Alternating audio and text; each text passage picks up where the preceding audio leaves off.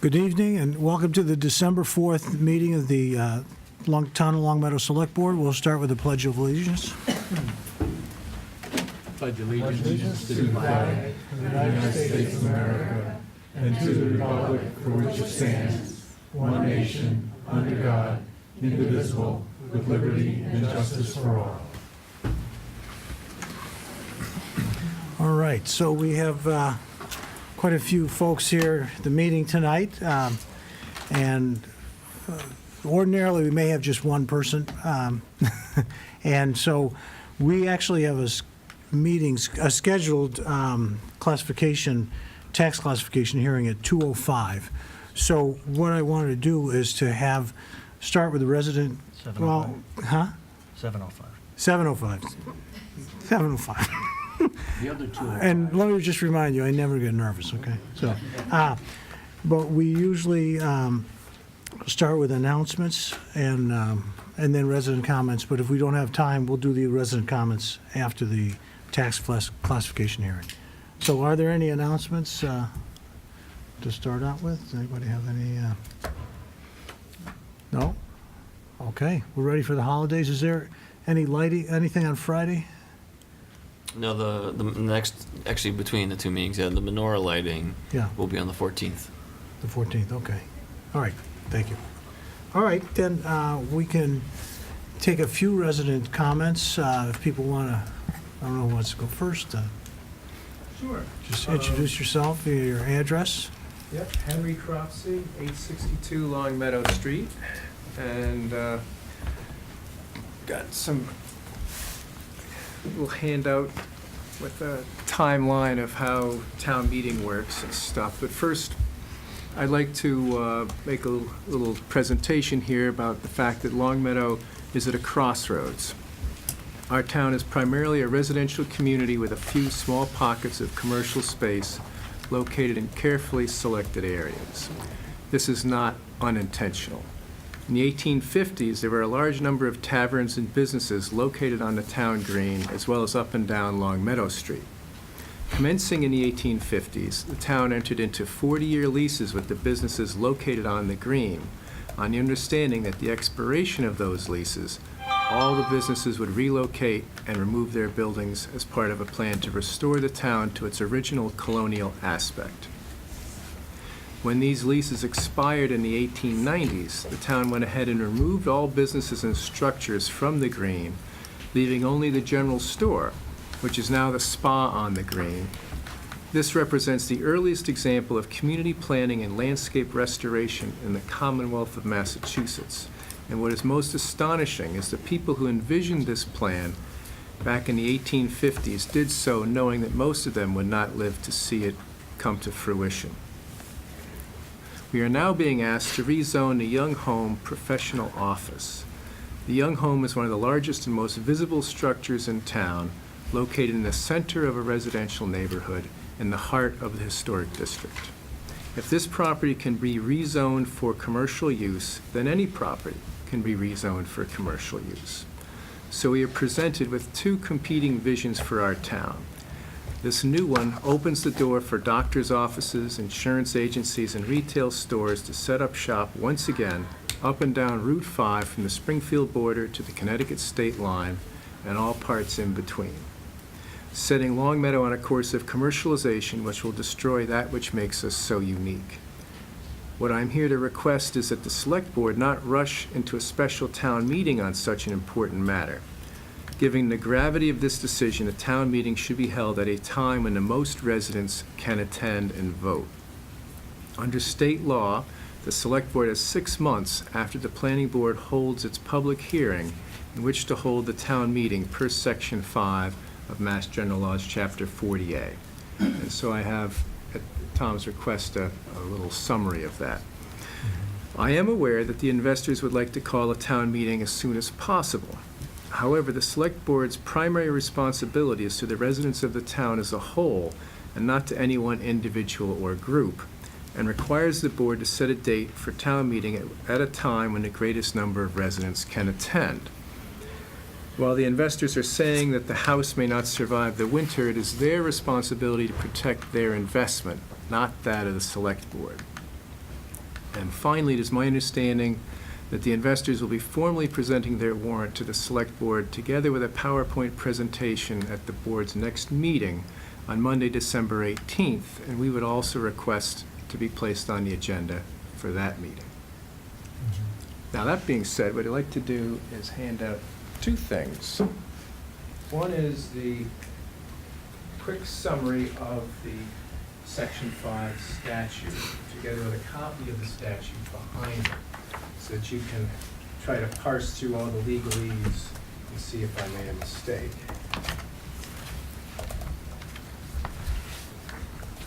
Thank you. Thank you. And what I also have is an opinion or a letter, I should say, that I sent to the planning board a couple weeks ago that just is a little more of a detailed discussion of. Okay, thank you. And, I am wrapping this up very quickly. yes, because we have started our second thing, but, Quick little summary. If you look at the sheet, the schedule is, Section A requires the following, that someone submits the warrant article to the Select Board. Select Board certifies the signatures and has 14 days from receipt to deliver the warrant to the Planning Board for review. Within 65 days of the Planning Board's receipt, they have to hold a public hearing. And there are notice requirements of 14 days newspaper notice, publication, etc. Planning Board has 21 days from the date of the public hearing to issue its recommendation. The Select Board then has 6 months from the date of the Planning Board public hearing to hold a town meeting. So, under the statute, the board has plenty of time to make sure that this is no rush to judgment. You make sure that everybody will be here to vote. Thank you very much. okay, thank you. And, Do you have an extra copy we of that? will- pardon, did you get a copy? I don't have an extra. I did not get a copy, no. Oh, you don't have a copy for the town manager? All right. Send it to you. Okay. We can. Debbie can take this, That'd be good, and thank you. then she can give a copy back to me. Okay, thank you. But I think we need to move into the tax classification hearing, and we're a minute off, but not bad. Does someone, do we have to make a motion to Yes. open the hearing, or? We do. I move to open the tax classification hearing. Okay, Marie, and it's seconded by Richard. Okay, so let's start with the presentation.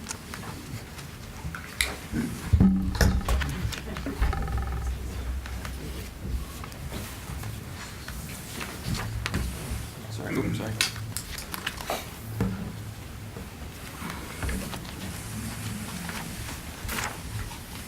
Just have to be a little bit delicate with this.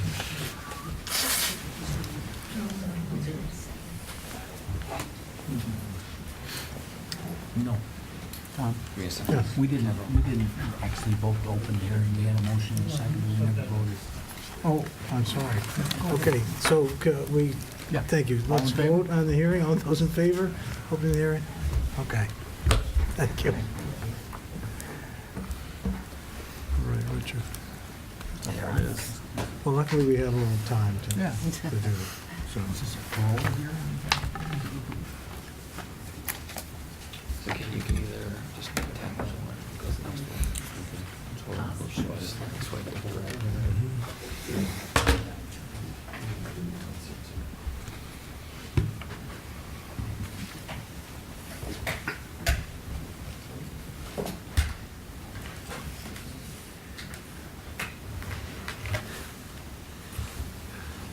Okay, if you could start with just introducing yourself, please. Sure, my name's Ken Rogers. I'm a contractor from KRT Appraisal, doing the presentation for this evening for the classification hearing. Lawrence Rubin, 80 King Philip Drive, Long Meadow, and I'm the chair of the Board of Assessors. Thank you.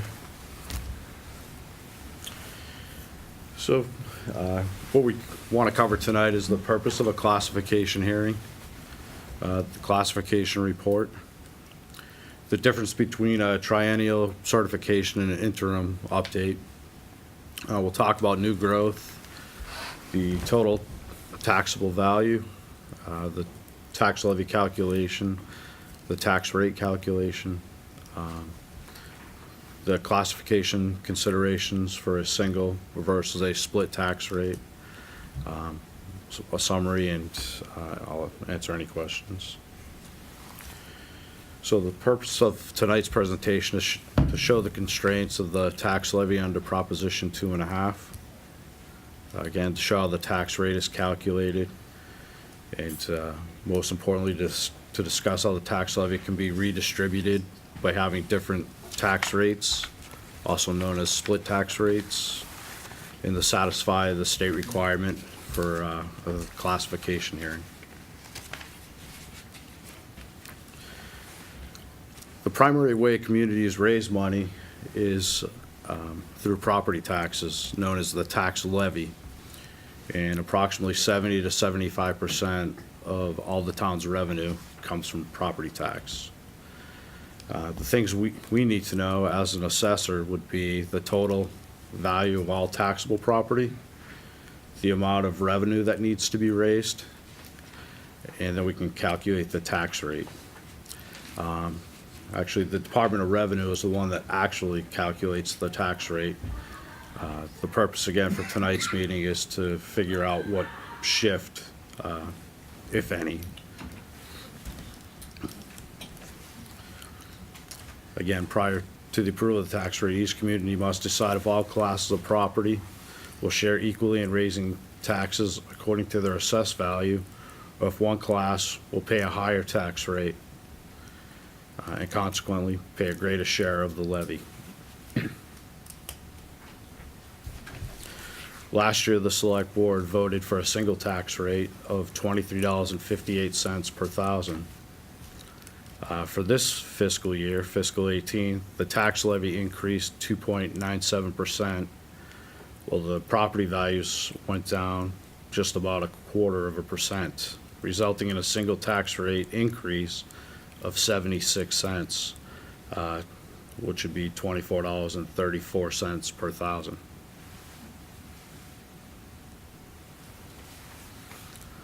Proposing a budget and estimating the amount of money needed to offset expenses is a joint effort from the CFO, town manager, and the select board with the approval of town meeting.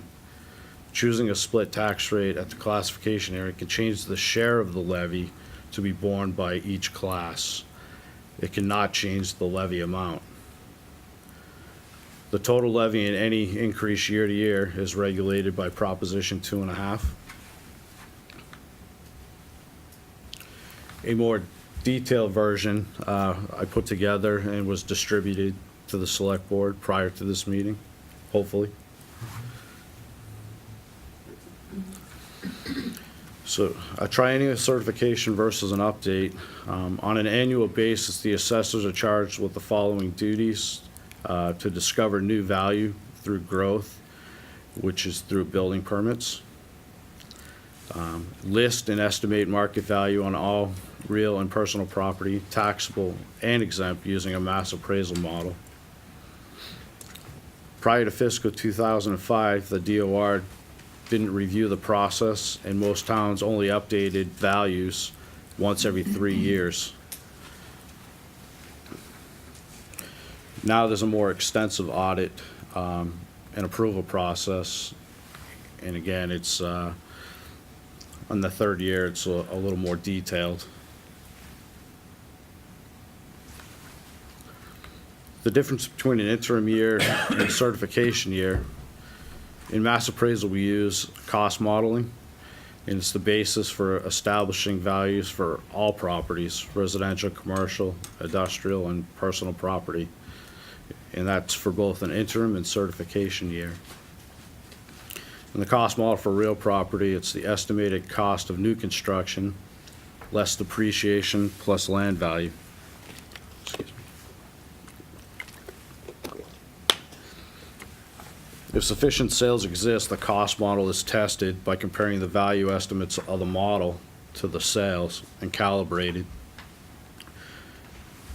In an interim year, due to the time and expense, a complete analysis of rents, vacancies, and expense ratios and capitalization rates is not conducted on commercial and industrial properties. The income model must be developed in a certification year to support the cost model.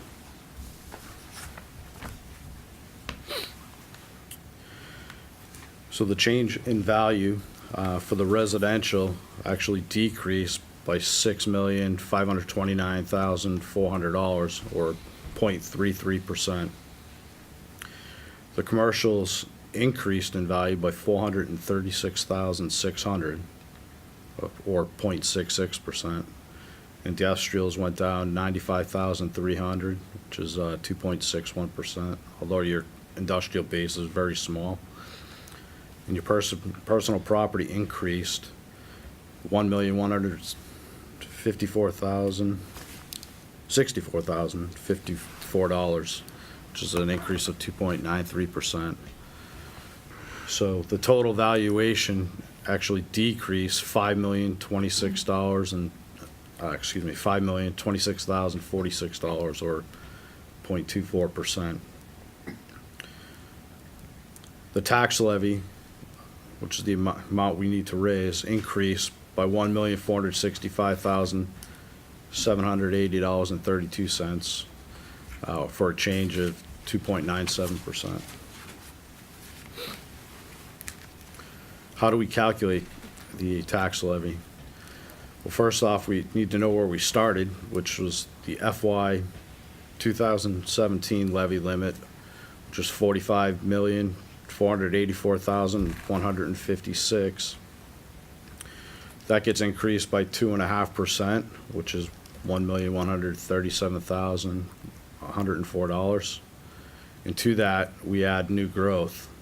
And this year's new growth was $229,916.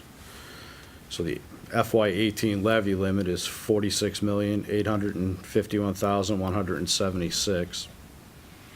To that, we add the debt exclusion, which is $3,896,994. So the maximum allowable levy limit would be $50,748,170.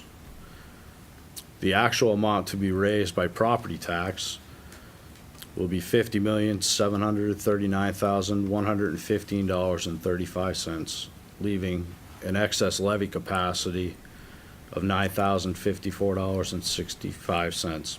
The levy ceiling, which is the maximum amount that could be raised by property tax, is $52,114,950, and that would get compared to the levy limit.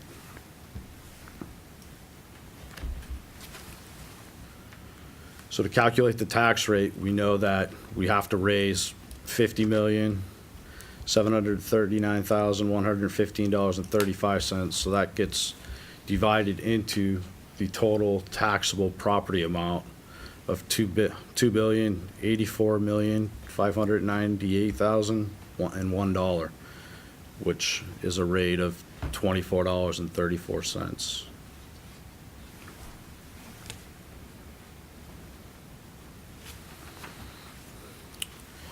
So this slide illustrates the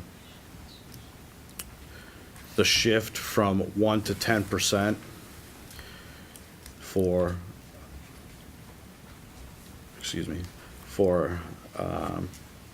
if you were shifting 1% to the commercial, industrial, and personal property, the rate would go down.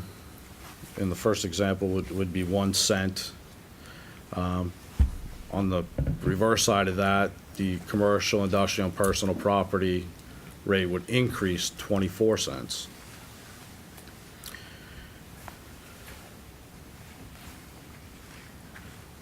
And in your packet there, it goes all the way to 150, which would be the max allowed by law.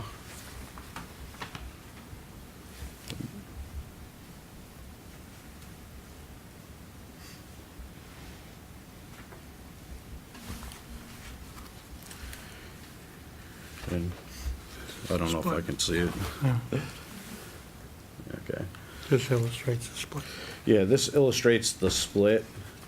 So a 1% shift on the average residential property with a value of $348,000 would result in a tax bill of $3 less. And on the other side of that, a 1% shift to the commercial, industrial, and personal property, their average would be an increase of $565.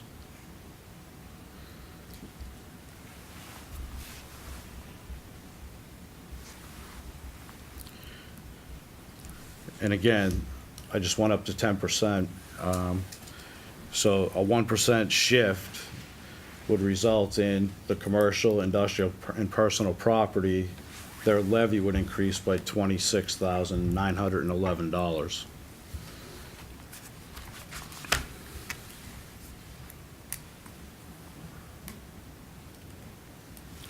So the select board can choose to adopt a single tax rate for all property classes or a split tax rate by shifting anywhere from 1% up to 50%.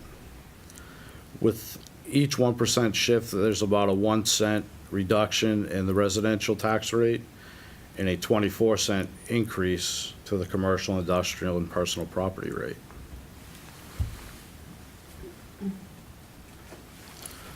A single tax rate allows all property owners to pay their proportionate share of the tax levy based on the value of their property. Splitting the tax rate does not change the amount of property tax revenue that can be collected.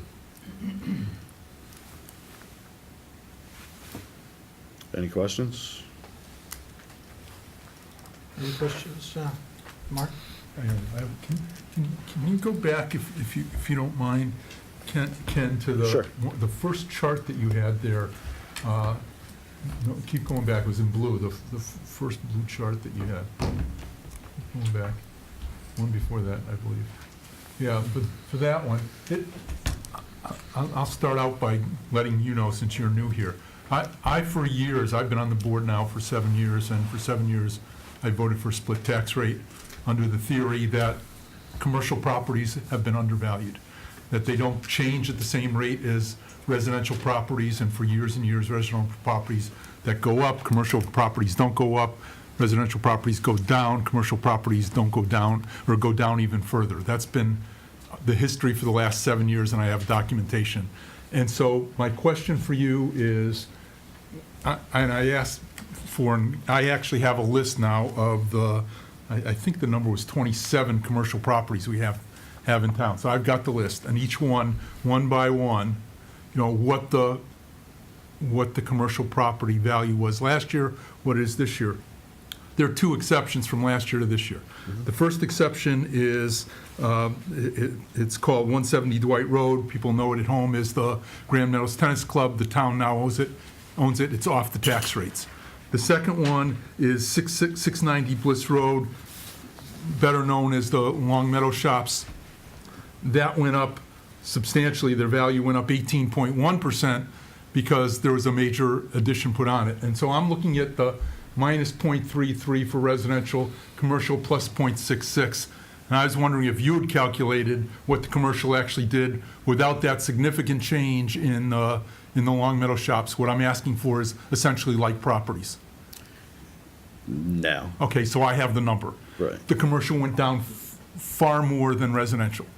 So I contend again, as I have every year, that our commercial properties in town aren't being treated the same as our residential property. I'll flip that around. The residential properties aren't being treated the same as commercial properties. When values go up, residential property values go up a lot more than commercial properties. When values go down, commercial properties go down a lot more than residential. And that is, in essence, my argument for a split tax rate. Not that I want to stick it to the commercial properties, but there's something about valuation of commercial properties. And so I've been talking a lot here, and my question is, how do you value, and maybe this is for Larry, how do you value commercial properties in town?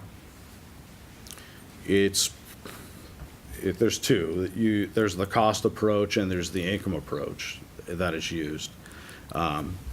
You still have to run a sales ratio analysis for your commercial properties, which we did, I believe, at 3 commercial properties for this year in the sample, and I believe we're at a 97% ratio. Can you just explain that? So the level of assessment on the commercial is at 97% of market value. And how do you assess market value, since there are nothing's trades? There were 3 sales, 3 What were- commercial sales. There were 3 commercial sales in town? Yes. And for the residential, what were they? What's that ratio? It's 99%. Why the difference? Just that it has to be within 5% of each other. But why wouldn't it be the same? It's 2 different models. Okay. A larger sales sample too on the residential. Yeah, obviously, I mean, the commercial have a very small sample, Right. which is why unlike property, on commercial properties, the assessment that commercial properties went down a value of 0.33%, that's over 5,400 properties, and, it's pretty much does a lot of averaging out. When there's only 38 properties or 37 commercial properties, you have to look at them one by one, and when you look at them one by one, they're just not doing the same thing. They're going down, 4.8% and 2.4% and 5%. They're going down a lot more than the 0.33%. Okay, all right. Any other questions? I had a question. In terms of the open spaces, this came up at the last town meeting, that there are some lots that are really not buildable because they don't meet the zoning requirements. Do we charge taxes differently for buildable lots versus non-buildable lots? The value would be different. The value is different? Okay, so, Yeah, a buildable lot would be at 100%, where if you had an unbuildable, it would be conditioned down. So it would basically giving you a lower value. okay. And so, in terms of the value of the property, overall property value? Okay. Yes. All right, that's the only question I had. So, our next step then is to we have to have a motion on. Close the hearing if we have no more questions. Close the hearing if there's no more questions. Okay, all those in favor of closing the hearing? You have a motion? Motion? Because I'm not running this hearing. Yes. Is there anyone else who's here to speak on the tax classification hearing? Oh, okay, yes. Anyone else here to speak on this hearing? Okay, looks like we have no other speakers. Thanks. Thank you for reminding me of that. So, can we have a It's on a motion? motion that we close the hearing. Okay, second? Second. Okay, all those in favor? All right. And so, do we need to, Sure, I'll start the annoyance here. Yeah. I move that the select board approve a tax classification with a tax classification ratio of 10%, going back to where we were 3 years ago, a 1.1 for commercial versus residential. okay, so you're asking for a split rate? Split rate, up to Okay. 10% split rate. Okay. And is there a second on that? Okay, given that there's no second, I would ask if there's a second motion. I make a motion, we keep a single rate, a factor of 1. Okay. And a second on that? Second. Okay, Marie? Okay, any discussion? Any further discussion on that? Well, Yeah. my reasoning is the same as it always is. If it made a difference, if a 10% shift or even a 20% shift made a major difference, reducing residential taxes and not increasing so dramatically commercial, which really hurts small businesses, I would consider it. But you have to get to 25% to have it make any difference at all, and it doesn't really accomplish anything. I think it actually hurts the commercial tenants, and it hurts the small businesses, so. Okay. If I could just Yes. respond. Bill, I absolutely understand that my proposal would lower tax rate 10 cents for residential, which is not very significant, and that wasn't the intent. The intent of my motion and the intent of my comments earlier is that for whatever reason, and I have no idea, but for 7 Could you years. spark to the, are you speaking to this I'm motion? speaking to his motion. comment. To his motion? To his motion, right. Thank you, yeah. That I'm voting against his motion because for many years, we have tracked commercial properties not moving at the same rate as residential. And it's not that the intent is to, as I said, to harm the commercial properties, but to have their taxes better represent an increase in the value or a decrease in the value, or at least the same value as it does to residential. And so I think that because for whatever reason, and I've talked to Robert Leclerc for 5 or 6 years, and now we're talking to Ken Rogers, and we can't figure out why commercial tracks differently from residential. But the fact is that we're getting one of these things that they're separating, and the only way to get them to better track is to have a split tax rate, which is why I'd be voting against this motion. Okay. Richard? Can you tell us, what are other communities? Are the same type of situation apply on the commercials, or is there different commercials? And what is the reason if there are differences? Well, the percentage of commercial versus residential is relatively small. Right. So typically, it is a single tax rate for most communities of this size and of this makeup. If you had a large commercial base, then it may make it feasible to do it. But typically, it is a single tax rate. Yeah, I looked at the tax rolls a couple of years ago, and there was no rhyme or reason. It was hard to determine why some areas were split. Nothing jumped off. But what the question I actually had was ringing in what Mark was saying.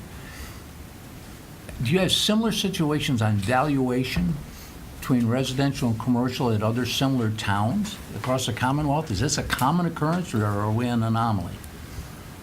As far as As far as the rates, what Mark's question is, why doesn't the commercial rate track close to the residential rate? Well, it's all based on sales.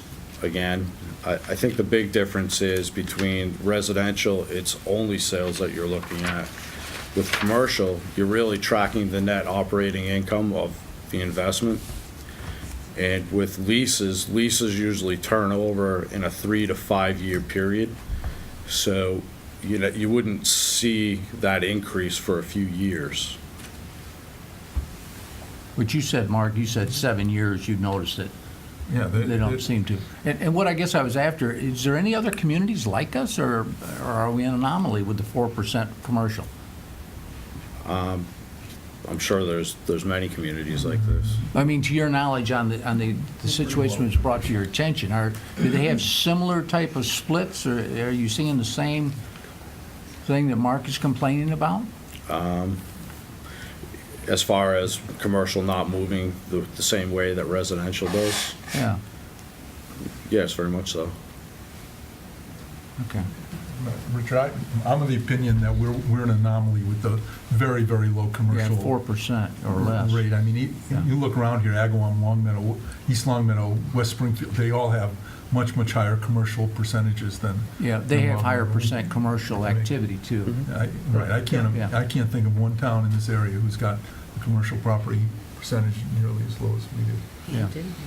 I mean, ours Yeah. is ours is to the point where it's insignificant in our overall tax revenue. Yeah, it really is. You hate to say that, but it is. 4% is not much. That's all I had, Tom. Okay. Any other comments? We can move to a vote. All those in favor of the proposition for a single tax rate? Are Right? you going to do that, or are you going to set, you're just going to, okay. Okay. All those in Okay. favor? And those opposed? Okay. And then Ken, are there any other votes that they need to take? Yeah, another Oh, vote? we're gonna- You gotta accept the rate. Okay. Okay. We don't accept the rate of, okay. So Thank you. With the tax, the 24. the hearing's closed, but we're still discussing a couple other things. There are potential other considerations. I just want people to know that we're not considering any other residential exemptions, any of the other options that almost nobody that I know of in towns around here that they allow for in terms of tax rate setting. And I think that's just important to go through. The other little bit of knowledge is there is excess capacity that's left on the table, just because we're rounding up 2 decimal points as opposed to 3 decimal points. That amount is $9,054.65. That will be in a form that will be passed around that Deb has, that you folks need to sign for the Department of Revenue. That information is all in there. So Okay, I so mean, it I'm doesn't, not proposing we vote for any of the others, Tom, but I think people ought to know that we're not voting for the others. okay, we reviewed it. Marie? In regards to tax rate, I know we keep talking about this the past few years and our concern on coming up to the 25, and we're now seeing we're just inches away from it. Maybe it'd be a good idea to ask our town manager and new assistant town manager to try to come up with a plan how they recommend we look at adjusting or changing the tax rate going out the next 5 years to try to stop. I know we're talking about reaching out for legislative assistance, but Yeah. we got to figure out what we're going to do in-house to try to pull back in that. Are we going to pull back in the 2.5%? Are you talking about expanding the tax base? I'm hoping that they might come up with a plan, recommendations on what we do, because we can't just wait till we hit the wall. I don't know how the rest of the board felt about that. Marie, I think it's bigger than just the town manager and assistant. I think there's it really is a citizens issue. It's a school committee issue, it's a select board issue, and it's a citizens issue because there are, I mean, you and I could come up with 10 different options, and some of them are palatable to some organizations and some aren't palatable to other organizations. And I think there ought to be a group of 6 or 8 people who come together and put together recommendations of what to do, anything from, moving things out of the tax base to cutting back to, legislative, relief or whatever they may be. They're broadly different, so. Okay. I'd rather, I agree that we need to do something, but I think it needs a big-time solution with a lot of buy-in. Okay, well, yeah, Marie? I know we talked about the You sign it task if you didn't- force at Yeah, the we'll joint sign it. committee meetings, but I think it's also worthwhile, even when the task force does get up and going, that we have some sort of plan coming from our town manager and assistant town manager that could be inputted to that task force when it gets up and going. But right now, I think it's going to be a while before we see that task force forming. I'd like to see what you guys are able to come up with too, because I know you're facing the problem Okay. every year. So, Marie, can I just... And then January 16th, when our state representative and our state senator are going to be here, we're going to continue the discussion on the task force, and so I guess I'd give the heads up to the town manager and the assistant town manager to be prepared with any other suggestions you might have. Mark? Yeah, can we just get a clarification, Paul? The tax rate we just set for fiscal year 18 is 24.34. But what is the rate, what is the non-exempt or non-override rate relative to $25? Because some of this is exempt Right, from... there's about $1.87 that's in the form of debt exclusions. That was Okay. that $3 million figure that you saw up there. It's equated to about $1.87. So the real tax rate, when you compare it to a $25 limit, we'd be comparing $22.47 Okay, to the $25. thank you. Okay, great. All right, so I think I'd like to move on. I know we have some folks here who still would like to make some resident comments. And I figure, hopefully we can get those in order before 8 o'clock. I don't know how many people we have, but is there anyone else? Maybe I'm mistaken. Any other? Okay, Russ? Introduce yourself, please. I am Russell Duperret, 134 Ashford Road. I'm on the school committee as well, but I'm here as an individual tonight. So I sent the board a letter about a foundation issue I have on my house. I saw that letter's on your agenda for tonight, so I figured I'd come and just briefly speak to it. In a nutshell... Is this going to be done on a resident comments or as an agenda item? Well, it is on our agenda. I can but stay and I don't know if you're answer gonna be questions here. on it, if you'd like. Let him speak now, and then we I can just want to discuss make sure, I ourselves. thought it was an agenda item too. Yeah, it is on the agenda, number 4, but We can wait. you could, we could speak now, and then I think we'll expand the discussion. The only reason I asked is you were going through resident comments. That's all. Right, yeah. And is there any more resident comments? Because it is an agenda item. So you'll be Yeah. up here in about 10 more minutes for the full agenda. Yeah. Yeah, either way is fine. Can you with me. stay? Are there Yep. other folks who wanted to speak? Yes. Okay, Yeah. then if we could, Russ, thank you. Kind of a parliamentary type thing. Here. I'm Ed Carroll from 78 Long Meadow Street. I just want to second what Henry was talking about with respect to 734 Long Meadow Street. It's a pretty important issue in town, and before we move to any type of agenda where you have a meeting, I think it's important for the people who have other ideas on how that gets zoned or not rezoned is important to a lot of residents. So I'd just like to second Henry's notion that we're getting bombarded with a lot of information from the investors and the people who want to develop that property. And we would just like to have an opportunity to talk about the fact that there are other options other than rezoning as a commercial property. We keep hearing that that's the only option, and there's a lot of really good ones to preserve the town that I moved in here 10 years ago. So I wanted to just express that as part of the Okay, people in the green. So thank you. yeah, thank you. Next, please. My name is Kate Bean. I'm at 690 Long Meadow Street. And I also just wanted to speak to the issue of rezoning. And I just want to speak to the fact that there is no guarantee of the certainty of preservation, that rezoning applies to land and not the structure. And if the property were to be rezoned, the investors are really under no legal obligation to preserve 734 Long Meadow Street. Okay, thank you. All right.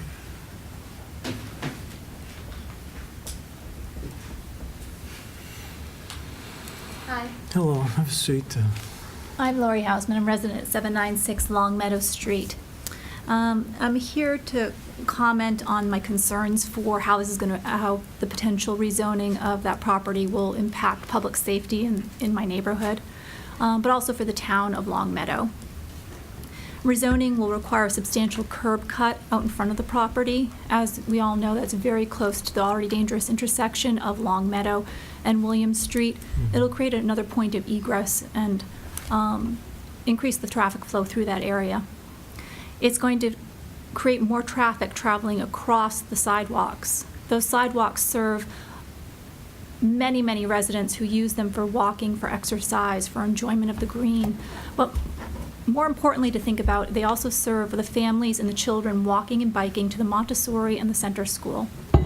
Increasing traffic going across those sidewalks puts the children at risk. It's my understanding that the investors want to use the town parking across the street from the community house. I do live in that area, and so I know that the employees for the spa and the green are already using it. They're not using crosswalks. They're simply walking across Route 5. So I know that when I've been driving, I have to stop my car because there's an employee dashing across Long Meadow Street. If you increase the number of employees using that same sort of a system, again, it's going to adversely affect the public safety, causing the traffic, the car traffic to stop. Those are my concerns. Thank you for listening. Okay, thank you for coming in. Next. Jim Mack, 72 Barrington Road. I came to the board about a month ago for assistance on pushing through the beekeeping regulation through the Board of Health. They had a meeting on the 20th. It was on the agenda. 2 members showed up late, 2 members left early, and it was never discussed. And what I'm concerned about is we're getting into snowbird season. And this is what happened last year. The Board of Health had no meetings because no one was available to have meetings because they were down in Florida. And I don't want to get this issue pushed down the curb and kicked down the road like it has done in the past. So what can the board do to get this moved forward, discussed, approved, and put in place? Okay, and this is a comment section, so. Well, Yeah. okay. Well, So you've heard my statement. Okay. Okay. Hopefully we don't have to do this again. Thank you.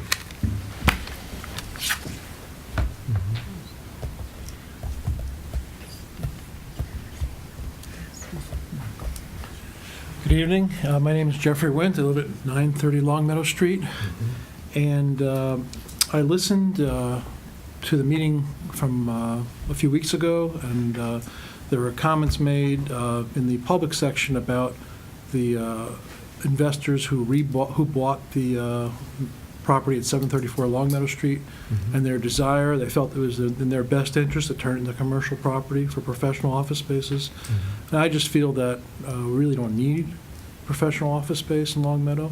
Quick survey revealed there's about 20,000 square feet available. I checked again last night, it was down to 15, and they're going to have 54,000 square feet of commercial or professional office space in the area in the near future at East Longmeadow across the border.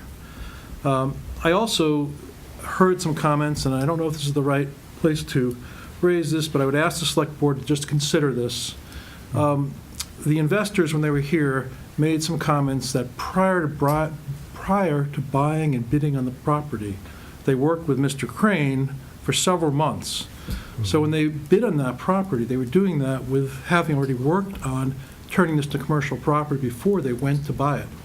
And I just want the Select Board to maybe consider that and think about, when they think about this whole situation, how this has evolved, that is it really, to think about, is it really in our town's best interest that a single investment group can work prior to buying a residential property to turn it into a commercial property? Thank you. Thank you. All right.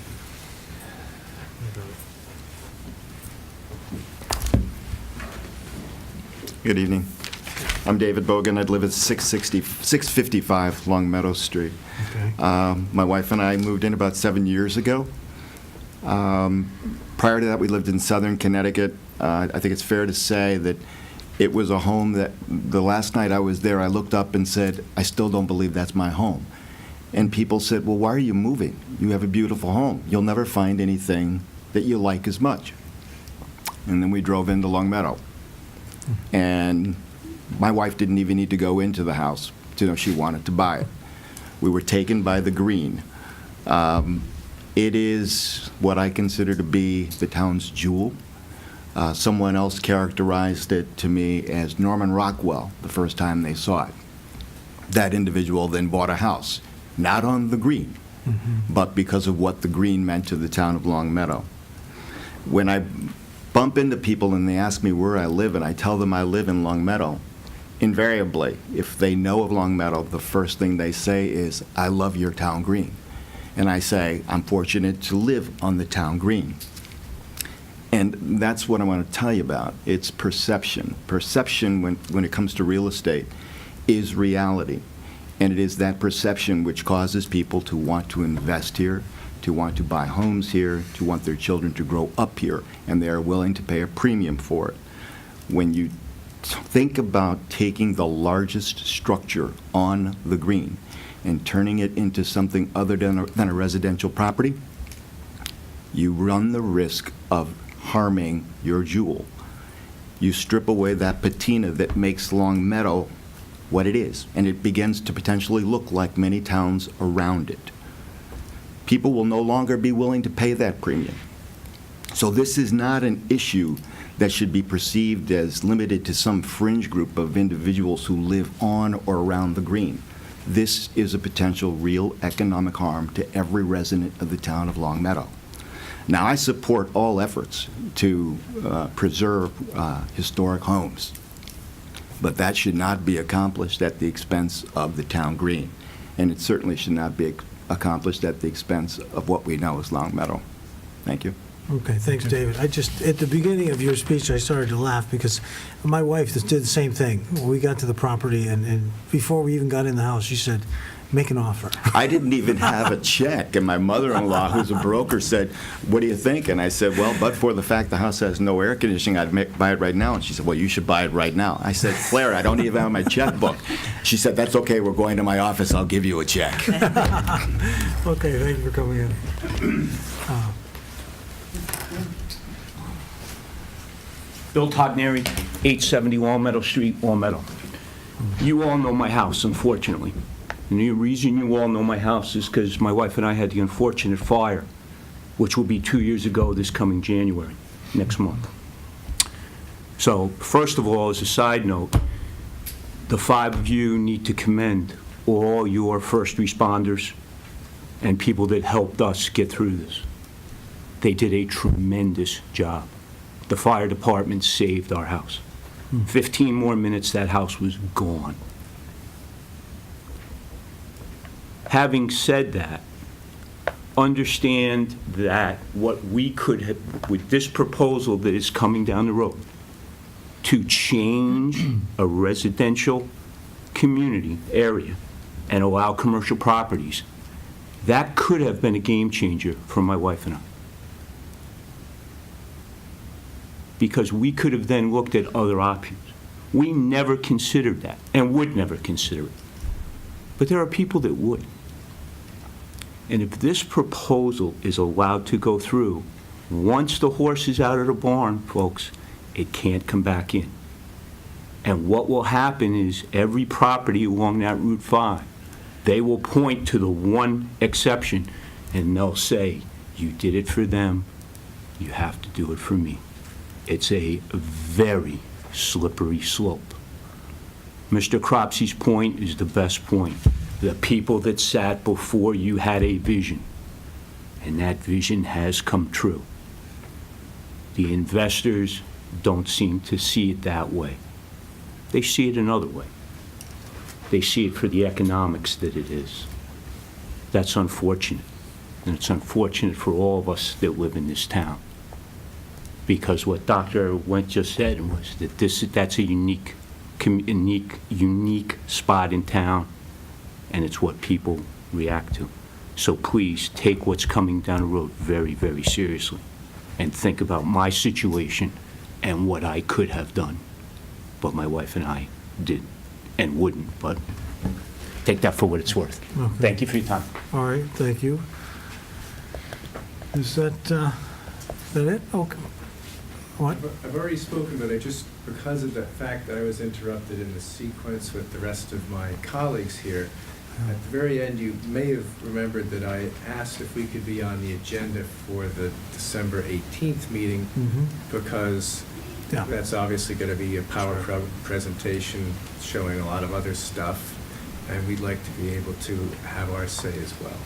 All right, so, that they're on the agenda for the next meeting, and so we would have to figure out if we'll discuss it. Last time we discussed it later in the select board meeting, and, I just, I'll give you,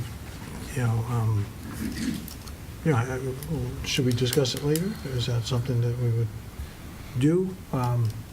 But my original, because this had come up the last time we discussed it as a board, and, and I think I'll just say that, we try to have people present who are, have something to do with the town. If your group had a proposal with the town that was going in front of the planning board, or in front of the finance committee, or some board we appointed, or some elected board, then that would be, something that we would consider. But, we can discuss it.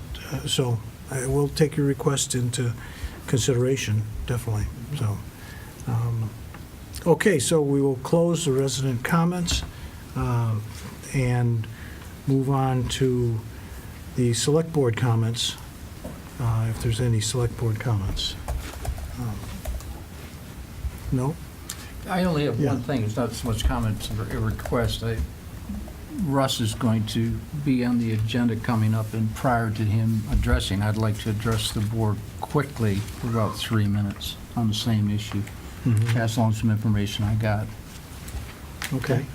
All right, yeah, we'll keep those together. Yeah. All right. Now, the other thing, too, I think we discussed at our last meeting, this board is not going to rule on the zoning. It's not in our purview. Absolutely not. Yeah, we just, it's not our duty. And this time I'm very thankful it's not. We appreciate everybody coming in, but I want to make sure everybody's aware that we really don't have too much say in this. It'll go to a town vote, and I know that normal procedures to set a town meeting, you're correct in all of this, but if we're petitioned, we cannot prevent a town meeting. Absolutely not. Okay. I just want to make sure everybody was aware. My only point, just to be clear, is that the board take into consideration because of the gravity of the vote, that we don't try to slip it in January or February when parents are on school vacation or our elder residents are away trying to avoid the worst of the winter. We should have this vote when the most residents can actually attend. Okay, and I don't think the people can hear you, but the gentleman in the crowd was talking that we should schedule this meeting to when the maximum vote participation is available in our town. And that's exactly the point. We don't control it. If we are petitioned, then we have to hold a meeting within X amount of days after that petition. 6 months. Yes, I mean, it has to take place. We can't stop it. 6 months. Okay. Okay, I think we'll talk more about that in the town manager's comments, so Okay, you get it? we can, yeah, we'll address that then. So, all right, is there any other select board comments at this point? Okay, so we will move on to the more interesting stuff in our agenda. Approval of the minutes, November 20th, regular meeting. I'll move we approve the minutes of November 20th, 2017 Select Board meeting. Okay, a second. Okay, all those in favor? Okay, approved. And then the next thing is on our old business, is the Dementia Friendly America resolution. And Jim, I guess you're here with your group. You want to step up to the microphone and move on to the next step of this? Thank you.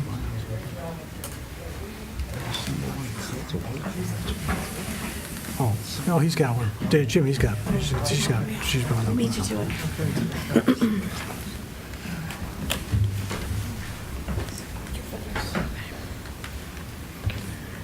Thank you for having us. Good evening. All right. So, where are we at? So, we are here to, I think, approve the resolution that we put together and presented. I believe you have a copy. If you don't, I brought copies. Yeah, I believe everyone's got one. You have copies. Okay, perfect. Okay. And so I guess we would have to have someone from our board forward this as a motion. Yeah, make a motion to approve the resolution as presented or something like that. Okay, and hopefully everyone's had a good chance to look it over.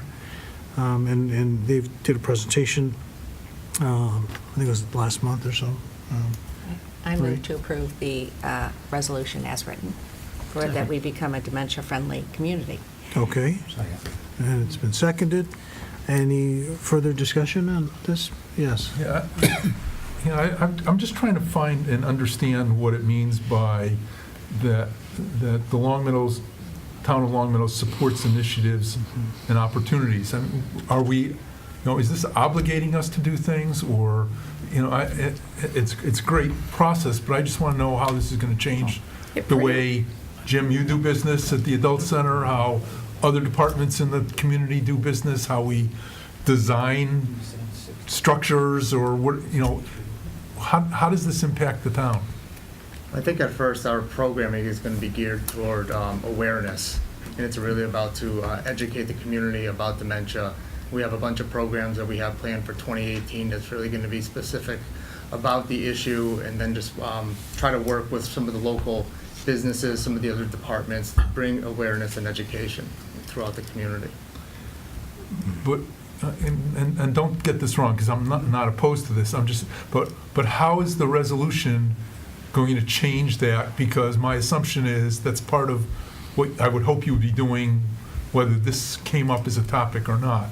I guess I'm looking for, is this how this in some way helps you do your job better, or helps other departments, or gets outside people involved, that kind of thing. I'm trying to see the impact that this may have. Well, if I understand this correctly, Mark, it's a building block into becoming an overall age-friendly community. And age-friendly community, as we've discussed, does have national and regional programmatic benefits to it. It's kind of like, to become a tree city, you have to adopt a resolution saying we support the Tree City USA sends you that, and it was done years ago, but they send you the resolution, you have to adopt a resolution. To become a green community, you have to adopt a resolution and do a bunch of stuff. And so there's a ministerial act of adopting this resolution to formalize the designation of dementia-friendly community, kind of like Purple Heart community and all the other ones we've done. and then having that formal act enables them to access greater resources from I think from grant writing and programmatic standpoint, because a lot of times when you go to access these programs, they say, have you adopted a resolution? Have you voted yourself to be a dementia-friendly community? So it's really it is a formality, and the resolution in and of itself does nothing other than check a box on a future application, which is why I think it's an important step to acknowledge it and then use the resolution to build off of, to jump off of, really, into greater access to programming and partnerships between the other. I think the biggest thing for me is the partnerships with the other institutions in the community. So it's a facilitator for gaining support from other organizations, whether they maybe state, federal money down the road somewhere, but this is an essential facilitating step then. Is that a fair statement? That's my understanding of it. Okay, that's fine. That's Okay, great, Marie? I think it's great. I think it's a kickoff to a program, which what I'm seeing here, the visual of all of us sitting together and we as a board saying we're going to work with the 3 organizations that are here is fabulous. And I think it is something we've always talked about as being a serious issue in town, and now you're seeing a commitment of not just the executive branch of Longmeadow, but the department and JGS and Glen Meadow all together saying we're going to work together on this important issue. So I'll support the resolution. I think it's a fabulous beginning point, a kickoff. Your programs begin, you think it's going to start going in January, February? So we have a kickoff, a tentative date right now as January 9th. We will finalize that. We're getting all the speakers in place. So far, we do have Brian Ash that has committed to come. Eric Lesser, we have a tentative, so we're just waiting. We have, between the 3 of us, throughout the whole year, so January 9th, we'll kick it off. Every month after that, between the Council on Aging, JGS, Glen Meadow, and then we also utilize the library. We just had a meeting with them today, as a matter of fact. There'll be another meeting to develop a little bit more of the programming. We figured if there's 12 months, if there's 4 of us, we each get 3 different months, and we pick whether it's a training for professionals and business owners and or the community itself, because we want to envelop everybody and not just one or the other. So there's going to be 3 at each of our facilities for training purposes, and then each one of us will also have additional programs at our place of business as well. There are grants available, Mark. Greater Springfield Senior Services, places like those, they actually give, they have grant money available to places like ours that would we would be able to build what's called memory cafes. So that's all in conjunction with the whole process and programming of it. Thank you. Yeah, I mean, last night I was at a cafe, and a gentleman came in who was like 91, and he ordered, he wasn't quite sure what to do, and then he finally ordered a takeout meal to take home to his wife, and, a few minutes later, he's like, now, did I order anything? And so it was a small community place, and people were all very supportive of him, but, we need business owners who are sensitive to the needs of seniors who are in their 90s and driving and ordering from their establishments. And I would think that the number of grants in the future for dementia services are going to increase, and this would really give us a leg up, as we've done with some of the other resolutions that we've agreed on. So, I don't know, is there any other comments or discussion on this? Okay, so the motion to adopt this Dementia-Friendly America resolution, all those in favor? Okay, so it's unanimous. Well, thank you for coming in. Thank you very much. Yeah. We'll keep you updated. All right, so that is it for old business. And now, we skipped over the town manager's report, which gives a little bit of breathing space, because perhaps that would be the point where we'll, discuss some of the, ideas. But go ahead, Richard. I will not steal any of your, or Stephen, I don't want to steal any of your thunder. I don't know. I always say that. I was fine with you skipping over me, to be honest with you. Sorry. So very briefly, just an update on our regional dispatch effort. The town of East Long Meadow Town Council voted to withdraw from the planning effort last week. That's a little disappointing, but understandable. We did receive a Why one. did it withdraw, did they say? Uncertainty. This has been an ongoing issue since the very beginning of this process, and part of it is how the state agency that manages the grants in the program globally, it's called the State 911 Office. It's a division of the Executive Office of Public Safety. It's a competitive grant process, and we received actually I think the highest amount they gave out at $1.3 million, but it's an $8 million project. And our position is, one of the functions one of the tasks they approved was hiring an executive director, which is a crucial next step. We really can't get very much further down the road without an executive director to kind of take the helm and steer this process through completion.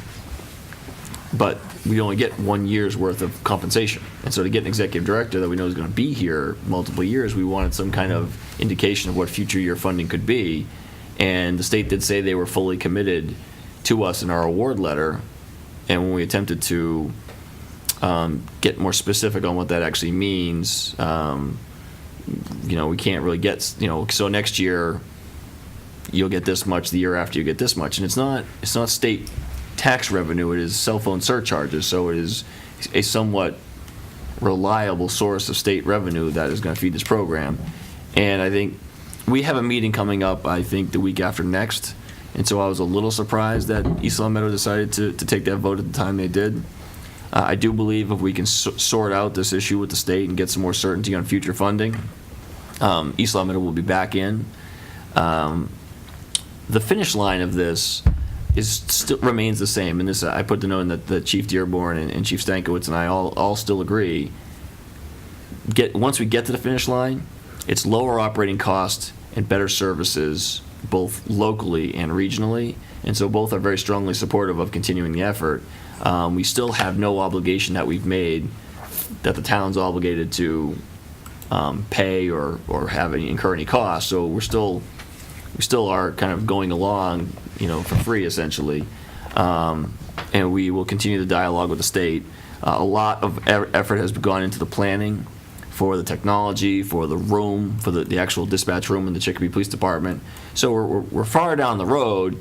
We're just looking for a level of commitment for the next couple of years from the state so we can make a commitment to an executive director. I think we'll get there, and like I said, I think once this takes shape, East Long Meadow as well as other communities will probably want to participate. Tom, can I? Yes, Mark. I just wanted to follow up, Steve. I understand none of the towns have made an obligation. Mm-hmm. So, did the consortium group, however they say, get a chance to have input into East Long Meadow, or was that their town manager? And, because they haven't made a commitment either, and yet they somehow felt that they couldn't continue.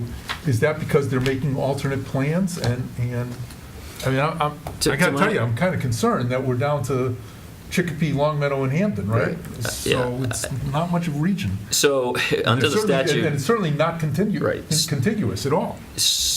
Well, there's nothing in the statute that requires to be contiguous, right.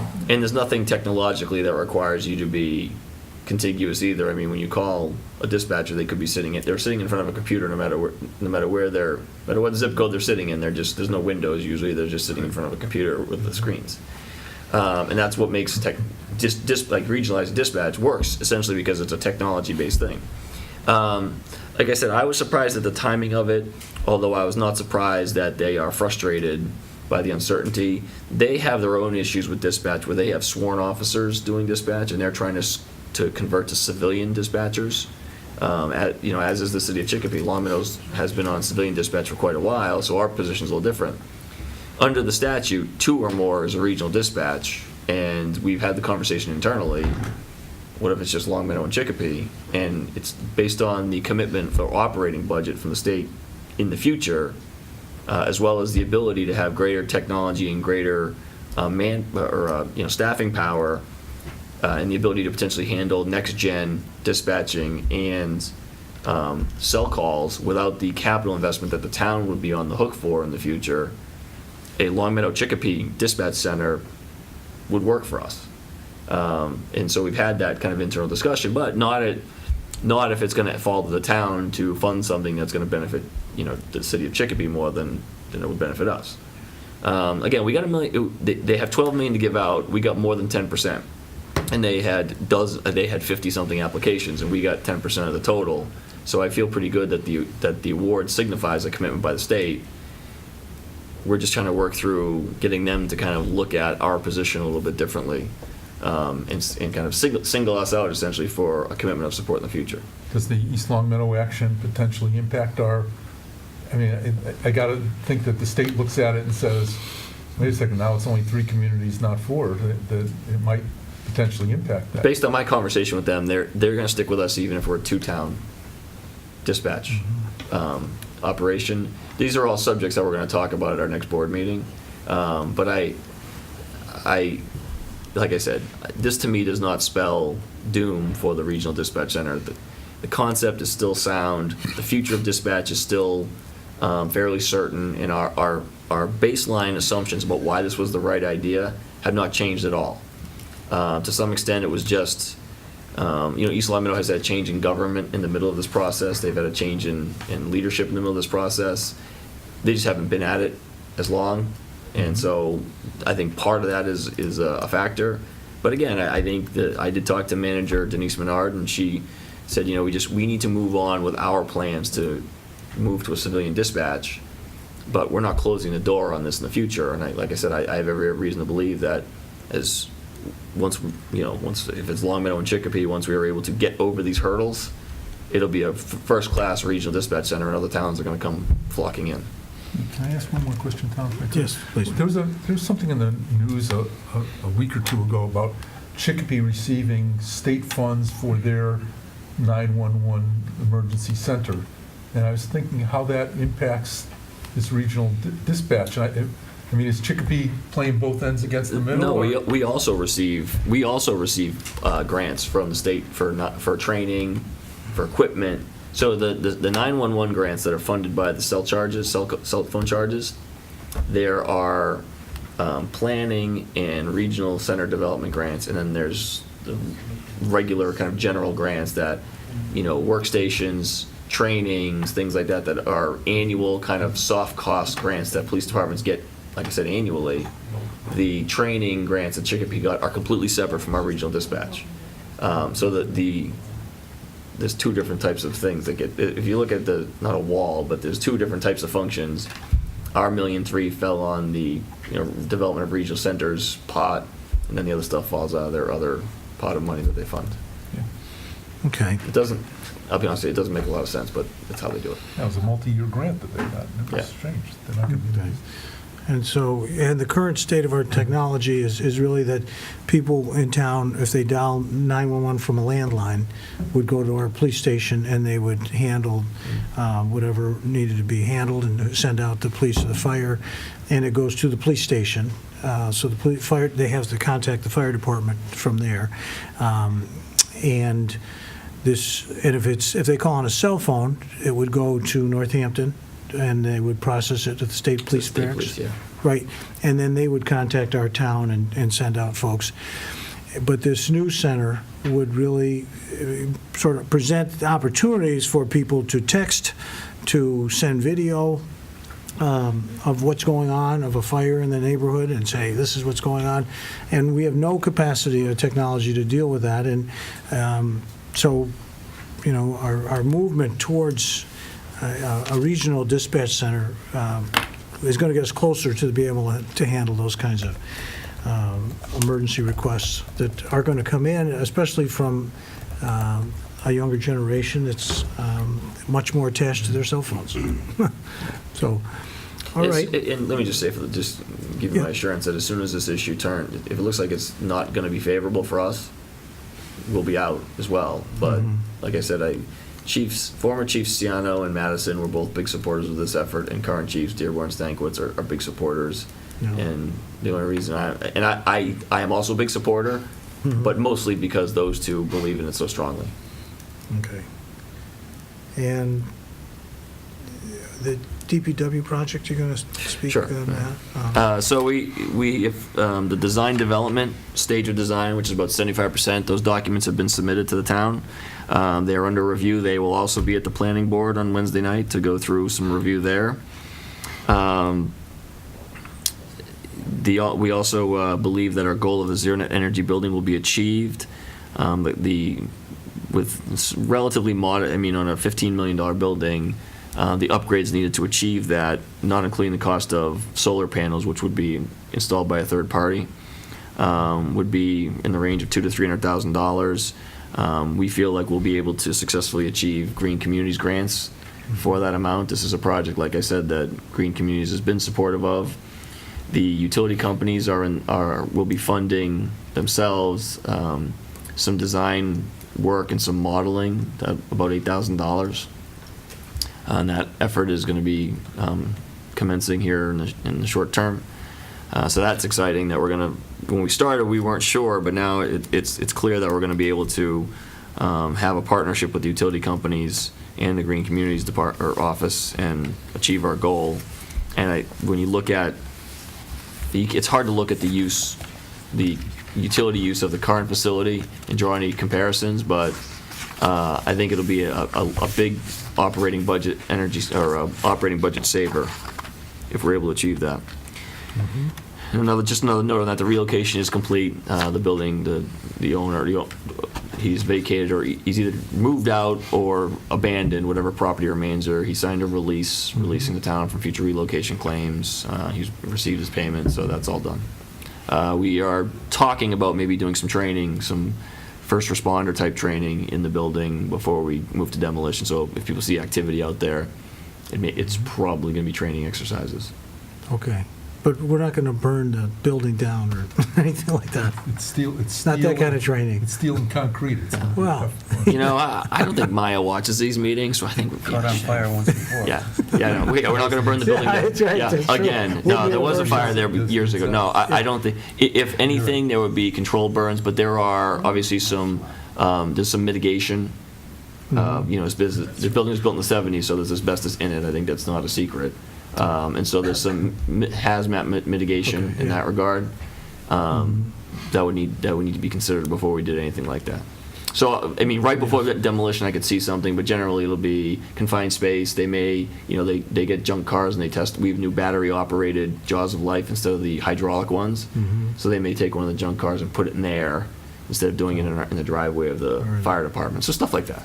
all right. Adult Center Design, we've got a design team. That's Jim Moulton and Mary Beth Bergeron, who's no longer here. And as well as Barry Jarvis and Jim Layden. We had our first kickoff meeting with the architect, John Catlin, and we're meeting again tomorrow afternoon to kind of go through the programming and look at the park and figure out what are the options that are out there for a design. I think it's going to move along fairly quickly. The feasibility studies is to be done in January, and then we'll move along from there into schematic design in anticipation of presenting something to the select board for consideration for the annual town meeting.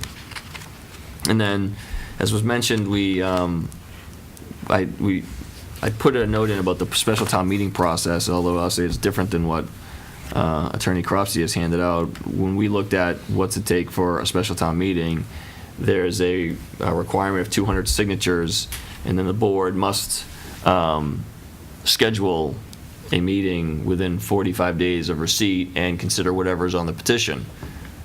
And that's a state statute, but that's a different statute than was referenced about the zoning. So I'm not sure which way to go with that. So we'll have town council sort out the two of them and figure out what's the timeline we need to be thinking of. But as was noted, in either case, it's non-negotiable. Once a petition is submitted, the board must have a scheduled meeting. Right. Now, when they submit the petition, they'll ask for a specific date. And no? They want to. Yeah. Wait, I was asking a question. There's a question. Will they submit a specific date that they would like for the town meeting? Well, or is that something we just, would decide after we read, get an opinion on this? Well, the bottom line is, we don't. All we do is control where it's going to be. and voter turnout is beyond the town's control. And the location of our town meeting is our high school gymnasium. Right. Has been and continues to be. The moderator, we did try one in the auditorium. It didn't really work out that well, and I think for a controversial issue, it would be difficult for people to kind of get up and walk the long rows to go to the aisles to speak. So we've had the discussion with the moderator. She feels that it really needs to be in the high school, which I agree with that. Okay, So the date of the town meeting is driven by basketball and volleyball schedules and physical education curriculum schedules, more than any single factor. So I did put in the dates that I got from Long Meadow High School of availability on a Tuesday. I think we wanted to keep it on a Tuesday night, which is the tradition for town meetings. Yeah. And so the January 23rd, January 30th, and February 20th are the 3 dates looking ahead that would be available. Mhm. And so, But again, that was assuming that the timeline for the special town meeting the state statute that we were looking within at. 45 days. So we may have to sort that out. That may be subject to change. Okay, so when they present next week, the idea of confirming a date in February or January, we'd have to, I guess we should know at that time if we have that window of 6 months, because obviously, by then volleyball may be over, in 6 months. I think it's just important that the board knows all their options in terms of making this decision. Again, we would take a vote on a date, right? And we'll discuss it. So we should know what town council has to say. I appreciate that. This might be a good time to just discuss about we have the developers, schedule to come in, because again, I feel it's important that the town knows, what the developer's presentation is, because there is a lot of interest in this, and they are going to be going before the planning board and zoning and so forth. We had a request tonight to have a group that's opposing them, and I'm just trying to see if there's an exact, do they have, does Henry have a specific name for the group that they're representing? No, a specific name, okay. Because I'd heard there was a website too, but I didn't know. So anyways, so I don't know if people have any opinions on allowing other groups. I know that we've discussed this before. Mark? Yeah. Tom, I think because we did it later in the meeting last time, it'd be worth just repeating a couple of things that were said. That I personally am of the opinion that things that come before the select board ought to be things that the select board needs to act on. And because, as we've indicated, we have no action, this is a information for town residents type thing. And if we're going to do information for town residents, it's essentially a town forum, then it ought to be open as a town forum, and whether we have rules, regulations, or however it is probably up to you. But the fact is that we're not being asked to make any decisions. I personally don't think either group should be before the select board. We've got full agendas and we've got a lot going on. But if it's your decision as the chair that this ought to be an opportunity for people to speak to the town, then everybody ought to be able to speak. I just don't think either should be able to speak. in my Okay. opinion. Any other That opinions? echoes Yeah. what I said last time too, is it's not board business. I think if they could schedule a forum, you could do anything, but it's not board business. Okay.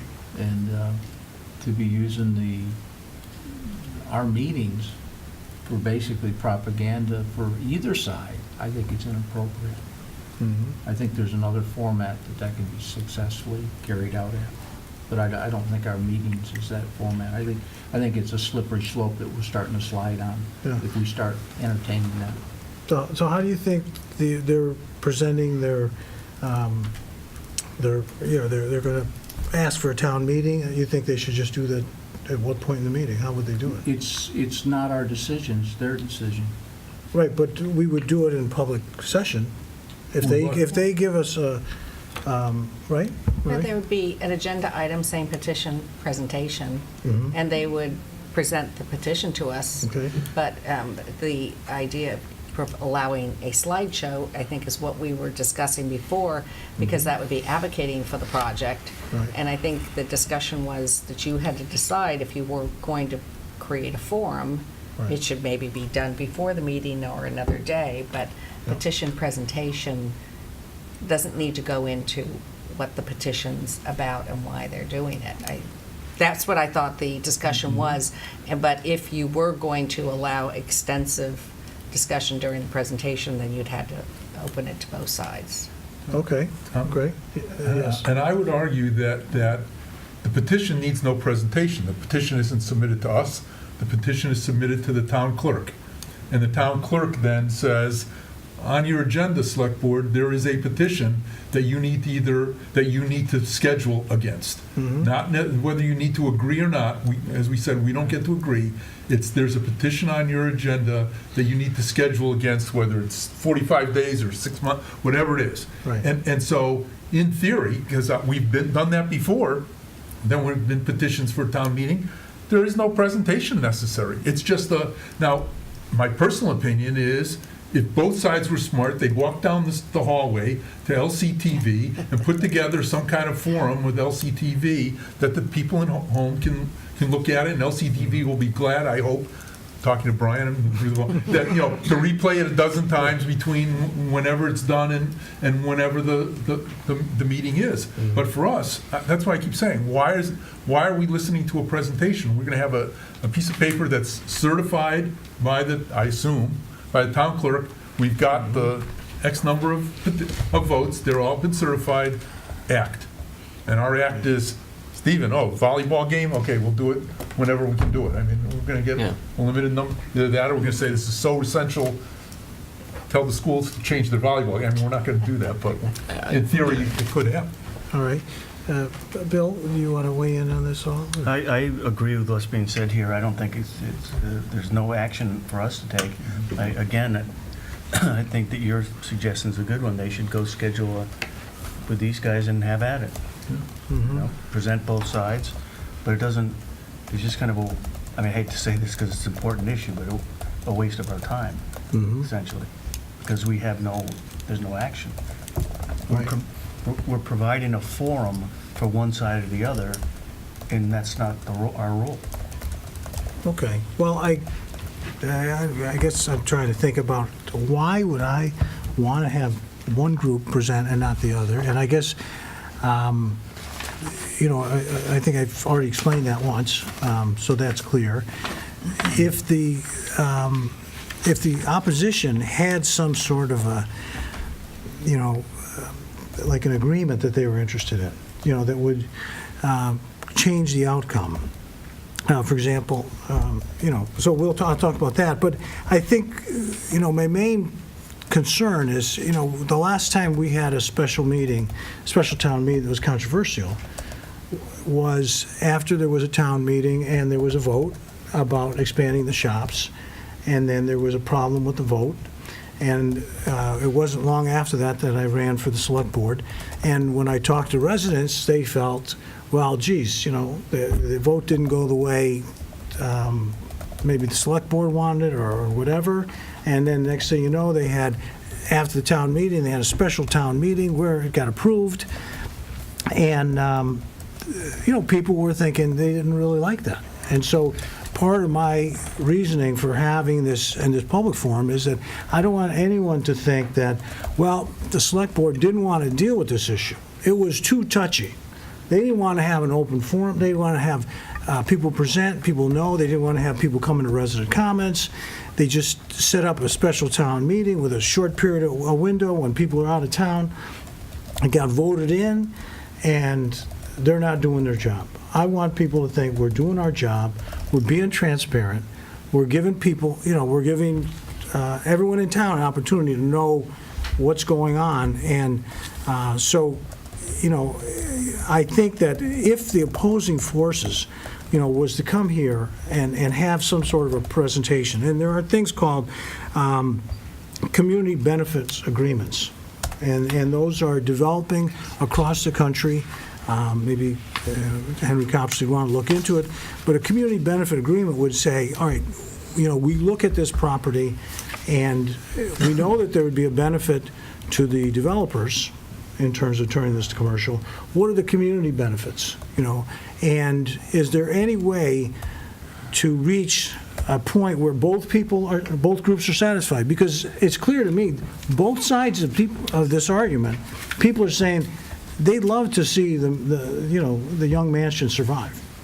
People are not saying we want that demolished, or we don't want to see it exist any longer. Both sides want it to agree to exist. Now, in the presentation today, one of the things that was mentioned was, you have doctors' offices or lawyers' offices, and we know that we have doctors in town, dentists and so forth, who operate out of their home. There's nothing illegal about having a home business, and it's not a problem. And so we have, in this case, we're looking at a doctor who wants to run this, his clinic out of this home, although he won't be a resident. But, if for some reason, if there was a way that the community could benefit by saying, this program could move forward, we would have a variance in the zoning that a person who is a non-occupant, unlike a dentist who lives at a place and has a practice there, that there would be a non-occupant who would be running a practice, to do plastic surgery out of this location, but it would still be considered a residential zoning, and that if the practice didn't make it and the building had to be demolished, that it would still be residential. Now, I know I'm stirring up a bit. Where I'm going is that if there was... Put the mallet on you. All right, I guess that's why it's good I have the mallet. But I think that if there was a proposal, to look at some other option, that I would say, yeah, both groups should present, and let them start to fight it out. I know the eventual debate, the true debate, is going to happen at a town meeting, and I could see their point of wanting to have as many people at the town meeting.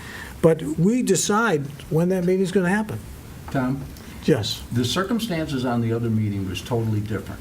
It was a legal call that we had to have a second meeting. Oh, I'm not saying it wasn't. Yeah, it wasn't a judgment call that we made. But it was the impression. We responded to the legal opinion that came before this board. Right, and I don't want to criticize that board, because I know you were bound to do this. And there was a problem with the vote, yes. This discussion isn't on this agenda either. No. And so I always want to be, we're talking about an item that is in the town manager's report about what is the process for a special town meeting. Right. And the continuation of, should a part of that process be a public forum by the select board? And that's the nature of the discussion we're having right now. I just want to make sure we're kind of keeping the discussion on task with that item. And not get into even the specifics, let alone the merits of either side's position. Yeah. If I may make a suggestion, I think I agree that this is not board business, and it's like a citizen. I shouldn't say it's not board business. The process is you get a petition, the signatures get certified, and Mark is right. The clerk puts it in the packet. The proponents, the petitioners, may come here and say, you have in your packet a petition, we have submitted it, please advise on when the date is going to be. They can sit there and say that, and then we'll walk out and leave. That's different than saying, hey, here's our proposal. Right. They may not come to the meeting at all, and you just have the petition and you have to act, because there's no discretion. Right. So what I would suggest is, on issues like this, ultimately, the floor of town meeting is going to be the community forum where all the arguments are going to be made and the decision be made. Right. However, if people feel strongly that additional community dialogue is needed, I would maybe suggest that we request to see if the moderator would like to host a community forum on this issue, like she did for the DPW project and other town meeting articles. And maybe that's a vehicle for having this discussion. She may decline because it's a private It's a private project essentially by a citizen's petition. Right. But that's one avenue to have a community forum. Is that, and I'm happy to do that on behalf of the board. Okay.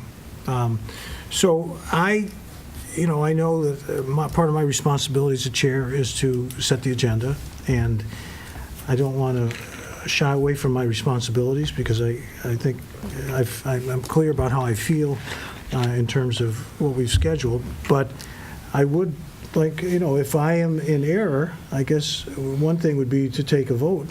And if someone made a motion about having just them put their proposal in terms of the getting a town meeting, and there was no presentation, or if we have both groups be allowed to present. I mean, I guess a motion in one way or the other, we could solve it like that, or we could,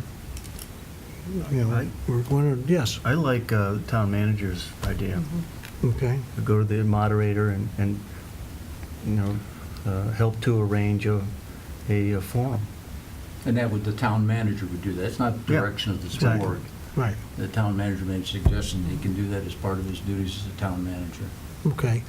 So would I be drawing from that, a motion that would say that, in our next meeting, the developers of the Young, property would just present their petition and there would be no presentation? Is that, or?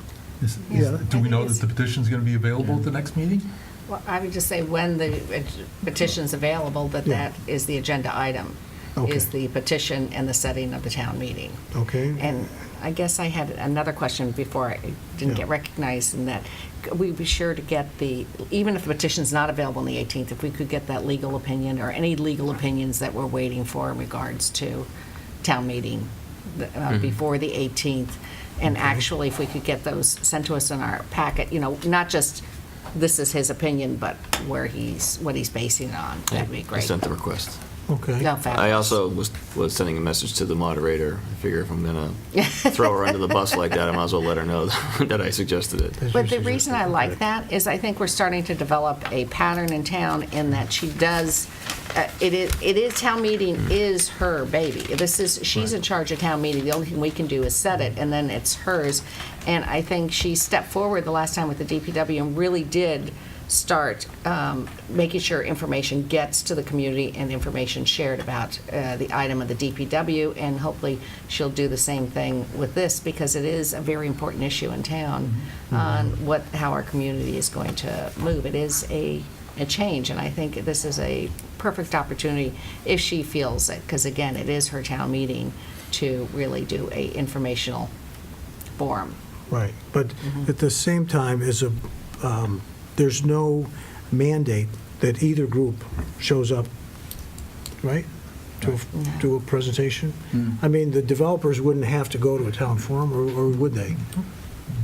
They don't have to. It's voluntary. It's voluntary. Yeah, I mean, it's a voluntary thing. Yeah, It's all external of this town.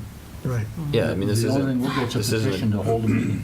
Yeah, this isn't a town-generated proposal. I know someone made the comment that I'd been working with the purchasers. Yeah, I mean, I was approached and they said, if we buy this, how would we go about getting a zone change? And I explained the process. Yeah. So, there's no, I think everyone who's been a part of this knows that that the final say is only by our friends and neighbors at town meeting. And it's being driven by a private citizen's petition, just like other zoning map changes have been. Right, and I guess, the thing we always are mindful of is that this building has been deteriorating for a long period of time, and people have been asking the town manager and the select board, what's going to be done with it. And so, moving towards a solution is part of our task, and we're doing that. So, Mark. Yeah, Tom, just your last comment, moving toward a solution isn't necessarily part of our task. But because of the agenda, because this isn't on the agenda, I hope you heard a consensus here that, this isn't our forum for either side, and I think that's what you're hearing. And Well, I'm hearing it, again, but I'd like to vote on it. but if we hold the vote, we're likely to be challenged on that vote because it wasn't on the agenda to be voted on, is my point.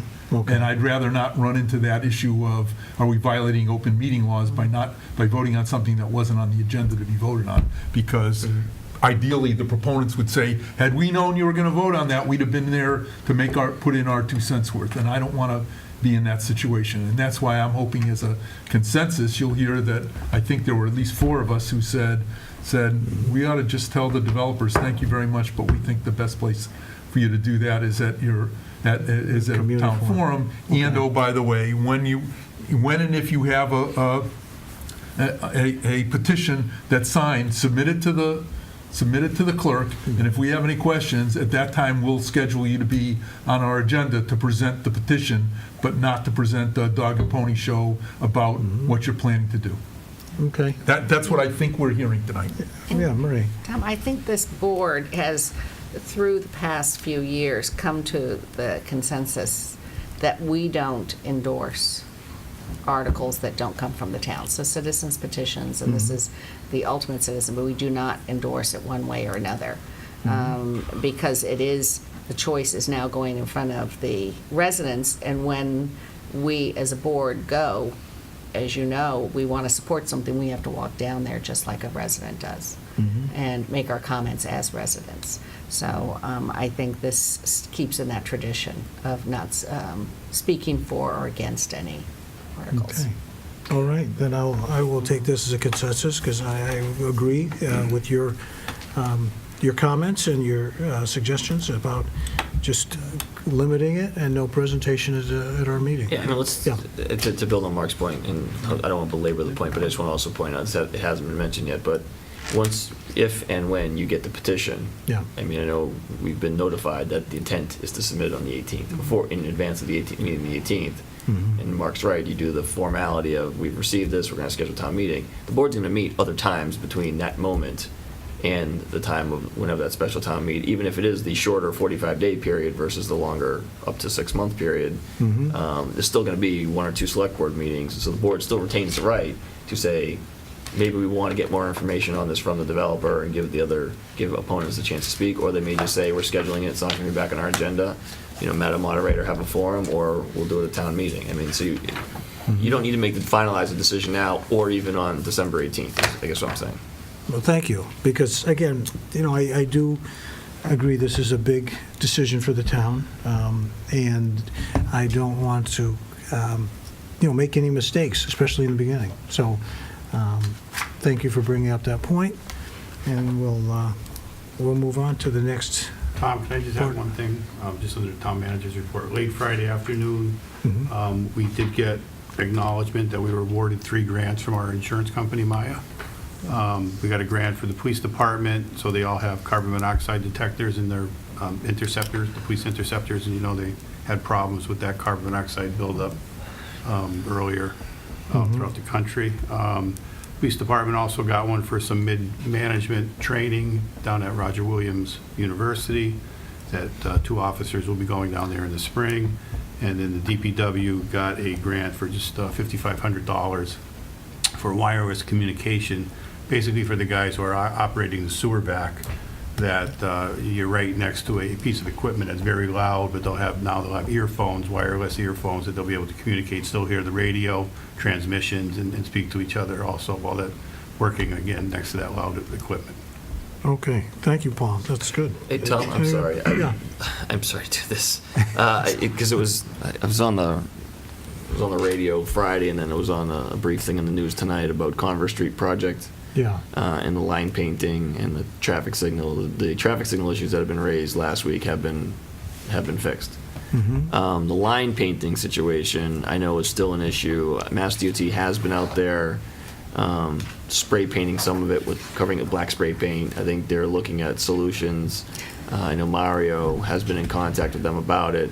As I noted, and this is just for the board's consumption, they're 6 months ahead on the project, and so they made the decision to do the pavement markings now, which is kind of the there's a range of temperature for paint, and where it's kind of the lower range, and they wanted to finish the project out because they're so far ahead of schedule, and I think they took the risk to do that. And then of course people were driving through the paint before it had a chance to dry, but I know they are actively trying to figure out ways to make that right.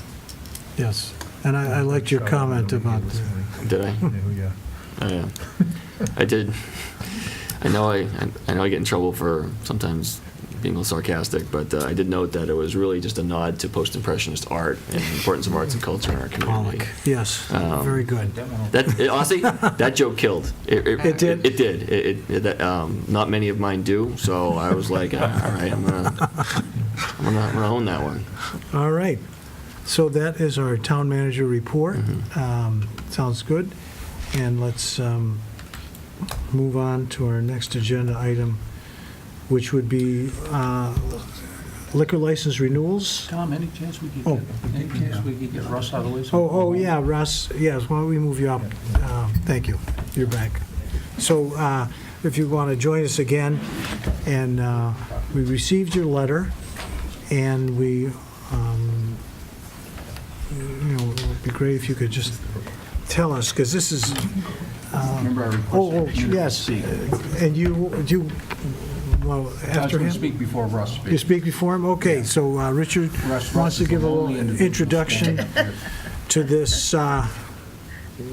difficult situation, I guess. Yeah, very shortly, we'll hear from one of the residents of Longmeadow about a situation in his home that he's discovered in his foundation.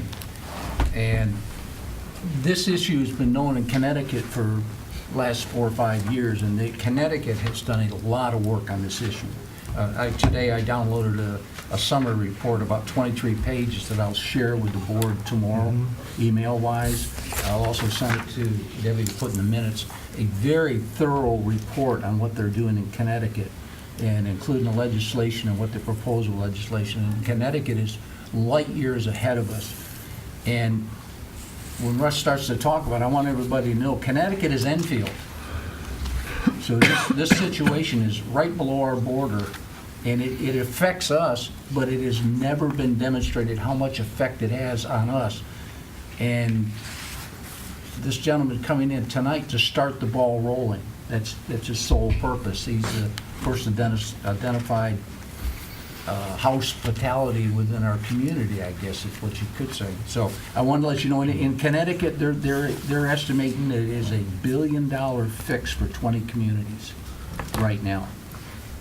And that it doesn't take into personal costs. It doesn't take engineering costs that are outside of. They're talking $1 billion just to fix the homes, and the list is growing. This report is a year old, so it was $1 billion a year ago. Okay, I just wanted to preface it just a little bit and let you guys know I'll send you this report. It's a really interesting report. Okay, thank you. Yes, $1 billion is something to pay attention to. So, Russ, if you want to Yeah, so my piece of that is... Share with the viewers, I guess. Yeah, so I sent you a letter, which was in your packet, I believe. And basically, I can describe how we found out about it and what the potential issue is. And as Mr. Foster said, in Connecticut, it's about 30,000 houses that potentially have this issue. It's a quarry down in Connecticut, and it had a mineral called pyrrhotite in it.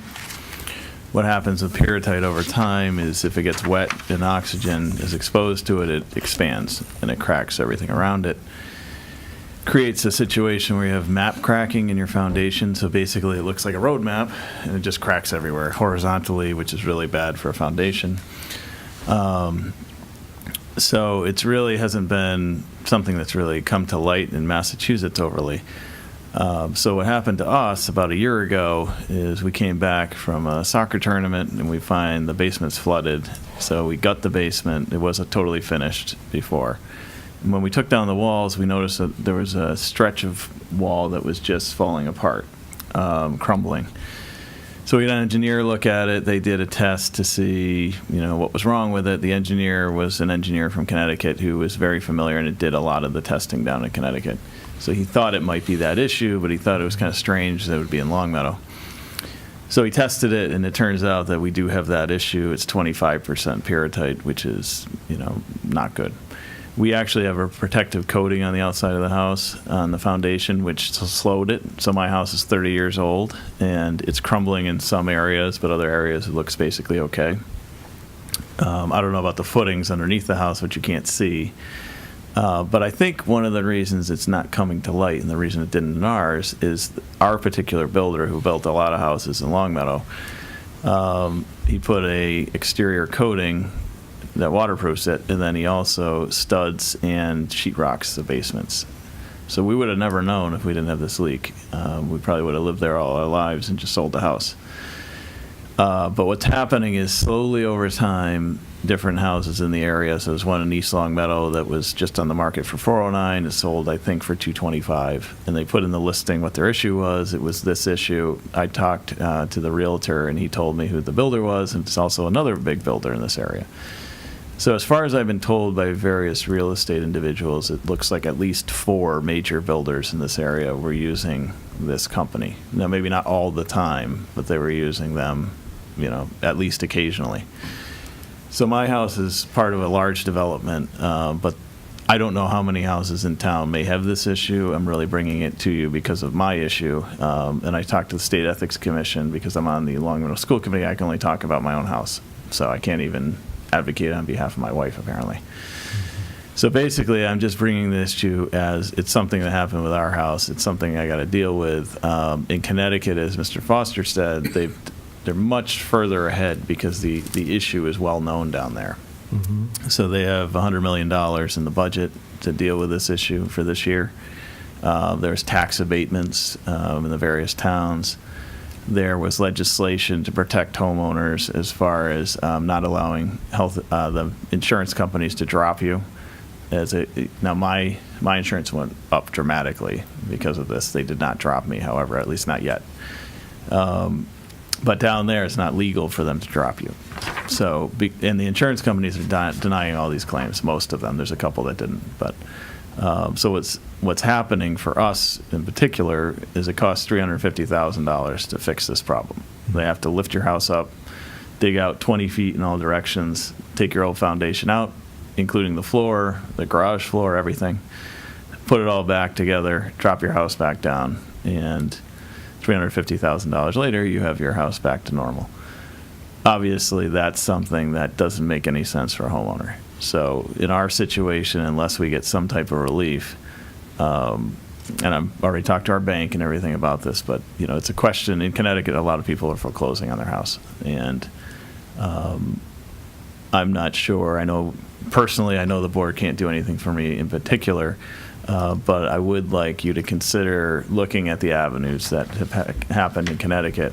So trying to work with legislators. I've been dealing with Senator Lesser, and I've somebody at Elizabeth Warren's office to try and get assistance to help with this, and they've been very helpful up to this point as well.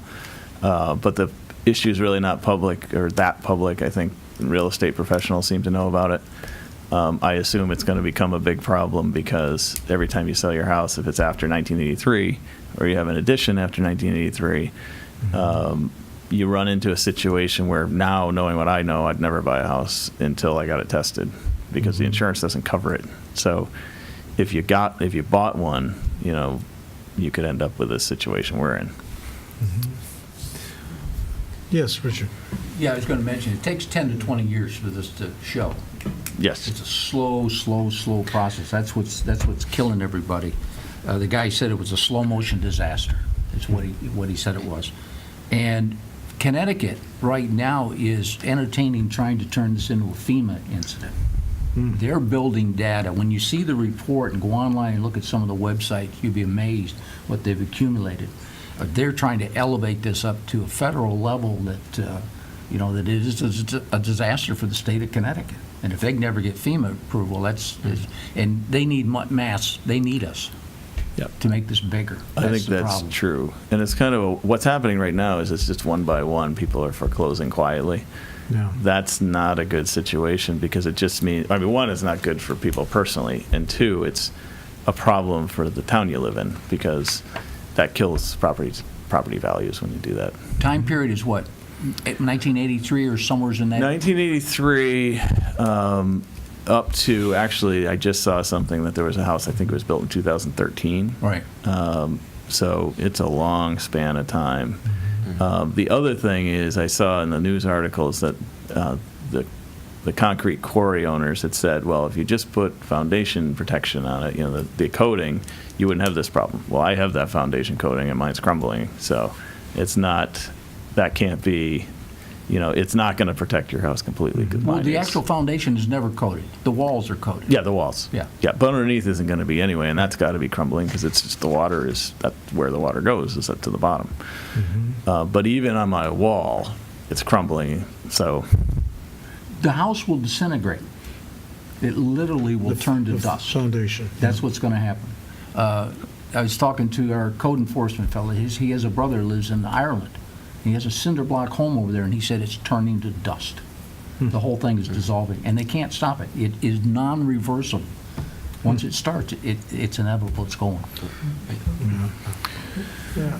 Yes, Mark. Russ, are local communities, Richard, are local communities taking action, or is it at a state level? And I guess the $64,000 question is, how can we help? Well, so there's a map in that report. Could I get a copy of that report? Yeah, I'll send a report to you tonight. I've seen it online, though. The map is basically northern Connecticut bordering all these towns. So the towns that I know have been affected are East Longmeadow. I've seen reports about Munson and Palmer. So it's this whole line of towns here. And I think East Longmeadow is going to have a much bigger problem than we do because there's a lot of houses built. So I would say those towns probably should be dealing with this together, all the towns out here. I think for me personally, the only thing I can ask is that you consider trying to deal with this issue with the state. I mean, I sent a complaint to the Attorney General's office. I spoke with a whole bunch of attorneys about whether, because I don't do that type of law, can I sue the insurance company? Can I sue, to get some type of relief for this? Because what's happened is, it's the most expensive part of your house, and insurance doesn't cover it. It's like crashing your car, and you find out they'll cover everything but the engine. Well, that doesn't leave you in a very good spot. The insurance company's added an amendment. It's like page 56 of my policy that says they don't cover this exact issue, basically. So somehow I think homeowners need relief, and in this particular case, I'm saying me because of the ethics opinion. But somehow it's got to be dealt with, because what's happening in Connecticut is those towns are struggling mightily because their tax base has just dropped off a cliff. I mean, those are 50% abatements. I mean, the realtors have told me my house is worth 40 to 50% of what it was worth. It's basically the land value. Yeah. So in Connecticut, they've all done abatements. In some of those towns, it's like 50% of the town had to do an abatement, is my understanding. So what would happen here is we're so close to the $25 that would mean these houses might go down in value. Everybody else has got to go up, and then we're going to be, close to that number. Yeah. If it's any number of houses of any substance. So your concern is clear, and homeowners, it would be nice if they could get some way to get some help with this problem, and a class action or FEMA, whatever it is, because I would think the other side would be that if banks take over these properties, then the banks are going to be saying the same thing. Well, why shouldn't we get these things fixed? I guess I would rather see the homeowners get the help than the banks, to tell you the truth. Is there anything we can do in terms of offering a letter or of support, or I don't know how much we can do? I think it's probably more lobbying, the state, maybe the local politicians as well, to see if we can do something. Because the reality is, my situation, I've been dealing with this for a year. Yeah. I can't keep dealing with this for much longer because I have 3 little kids. They're worried about not being able to go to school here, that type of thing. And it's just, there's only so much stress you can have to say, forget it. And I've told the bank that too. I mean, I'm not going to do this forever. I think when you read the report, Tom, yes, I think it'll answer a lot of questions. It'll tell us where Connecticut went, and it's a grassroots organization down there, by the way. No, it is a grassroots. This started with start. homeowners. Yeah, okay. And it's built, and they've got it up now to where there's millions of dollars coming out of the state. The governor's behind it finally. They brought enough attention, and it bumped right up against our border and stopped. And even in here, they mentioned Ware and Wales also has noted. It all depended on how far the concrete could be shipped from the plant while it was so viable to pour. Okay. And it was in Connecticut. There was only one plant the concrete was coming out of. That's why it's this local zone. It's unbelievable when you look at what's in Connecticut, yeah. Stephen, yes. Rich, and I want to make sure it's not a public health hazard. No. It's just a construction, because you were being metaphorical, but you said because it's coming out slowly and it's a 10 or 50, 20-year gestation period for this. You said that's what's killing them. And I'm like, no, it's what's making the houses less stable. It's not actually killing it. No, I just want to make, but for people, it's not a health hazard. Your house is safe to live in from an environment standpoint, but structurally, the future is uncertain. Yeah, right now it is. In Connecticut, there are actually many that are not structurally sound, but people moved out of them because they're not, you can't live in them because they're going to fall in at some point. But not, like I said, it's not a health hazard, is what I'm trying to say. Right, not a public health hazard. So that's number one. I want to relieve any kind of concern about that. The second thing is, Russ was good enough to give me a call that he was putting together this letter and explaining the situation, and I'd kind of heard reports about it in Connecticut. He was the first person to brought it to my attention in Massachusetts. So one of the things that we've done here internally is we've started to look at, okay, I did do the research. The window based on the information in Connecticut is 1983 to 2014. So we're starting to look at how many homes were built between 83 and 2014. So what's our outside worst case scenario doomsday? Is less than 10% of the homes in our community. But it depends on the size of the homes, the assessed value, like that's also a big factor. And then the next, it's a lot of research, but basically for us to figure out specifically, I should say, for us to figure out generally what the impact of the town is, we would then have to go into all of those permits or all those homes and look at who the builder of record was. And that's not going to, the building permit isn't going to say where they get their concrete from. So then you have to go and reach out to the individual builders, am I getting this right? To ask them where they got their concrete for that house in 1985. Yeah. And some may know, some may not know, some may tell you, some may not tell you, because I'm sure everybody is concerned for their own liability. So it's, at this point, we just have to get them to voluntarily offer. The only surefire way is for each person, if you feel like this is an issue or you see signs of cracking or spalling, get your foundation tested, and if your home was built between 83 and 2014. Is that? Yeah, the issue with, so I know who built my house, and I know that person built around 100 houses in town, all of them very expensive houses. And he did a number in East Long Meadow. And I know 3 other builders that I've been told, one I can definitely confirm, and actually 2 of them. And then there's a 4th, which, in those builders had, they didn't do anything wrong. The bottom line is nobody knew back then. Maybe the company, I have no idea, but the builder certainly didn't know what was going on. So I have never considered anything in regard to the builder, because they're just pouring concrete. They get a sub and they have the concrete poured. So I think going to the builders is a logical step. That's what I did with mine, to see. The person wasn't sure, but called back and said, yes, in fact, we have used that company before on occasion. And then I tested it and I found out it was definite. So I think going to the builders is a good idea. I don't know if they're going to tell you much, but I think that's a great first step to find out, how many of those. But I think just finding out who built the house, knowing who some of the people were. I mean, it's been confirmed in East Long Meadow, the 4th person, the fourth builder. Out of those newer homes in our town, everyone I'm aware of at least, were built by one of those 4. There's only one company I can think of that it's not in the mix. So that's a great first step, I think. What was your second question? I apologize. No, I just said basically what I laid out was what I believe our strategy is, to try and figure out how to get some kind of understanding of what our exposure on this is from a town-wide. You know what yours is, and because of your ethics determination, that's all you can really talk about. But I think what you're trying to say to us is we need to take a look at how many other homes could be affected. And as best I can tell, the best way to do that is go back into research our building permits and find out who the builders were, and then send it I mean, it's only, like you said, it may be half a dozen people. Yeah. I think I remember your second question, though, which is, you can go out and get it tested. That's something that, I mean, if I was in my house without this knowing about the problem, and somebody said, well, that builder used to use them, once you test, you must disclose it. It's like so there's going to be a reluctance to actually do it. Now, I think the flip side to that is, and I think what's important is if we do it the way we're doing it now, so I foreclose, the next person's going to foreclose, everybody's going to foreclose, and eventually you're going to have 10% of the town, or let's say half of those were this concrete. 5% of the town you're going to have foreclosed.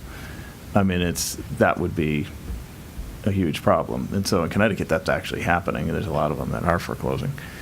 But I think the buyers, realtors, when they go to sell your house, if it's after 83, like let's say I didn't know about this problem and I tried to sell it, I would imagine that buyer's realtor is going to say, I'm sure it happens in Connecticut and it should be happening here.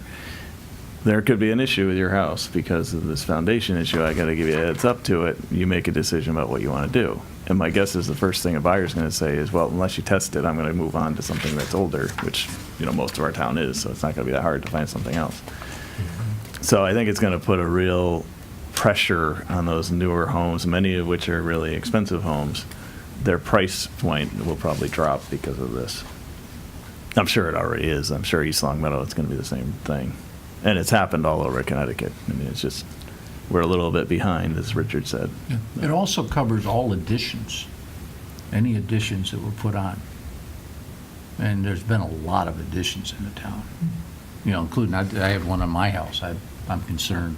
I think it was 86 or so when the addition was put on. I didn't put it on, but it just depends on where they pulled the concrete from. That was the only place that had this element in that aggregate, was that one quarry that's been noted.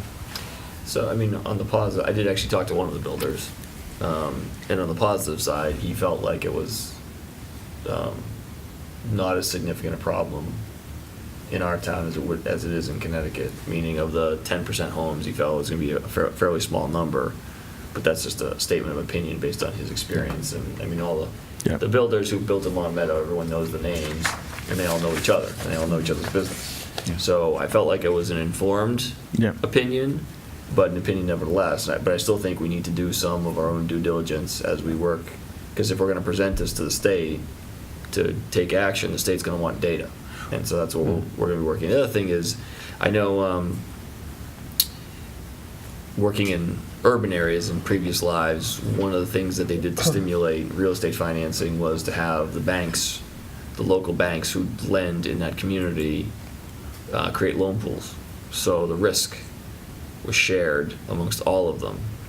And maybe that's something we can talk about offline, about approaching the local banks to maybe develop a loan pool for either the refinancing or the repairs or something, so all the banks share the risk versus one or two banks, kind of having, because as you noted, foreclosure is also, it's bad for us, but it's also bad for the lenders. Mm-hmm. And maybe if there are things we can do to work with the lenders to avoid that and give homeowners another option, that may be something to consider. And I know you and I can talk offline about who to talk to about that. That's a good idea. And I've been talking to my bank, which is a local bank too, actually. But the other thing in Connecticut that's happening is they've been trying to get the insurance companies to pool together, but they won't all agree. They've tried a number of times. And some of the insurance companies have been agreeing to potentially covering, but not all the insurance companies will do it together. And that's a pretty powerful lobbying group, so it's going to be difficult. But ultimately, in my opinion, that's who should pay. That's why I had insurance. I pay a lot for homeowners insurance. It should be covered. And I think it would shock many homeowners if they found out your basement for something like this isn't covered.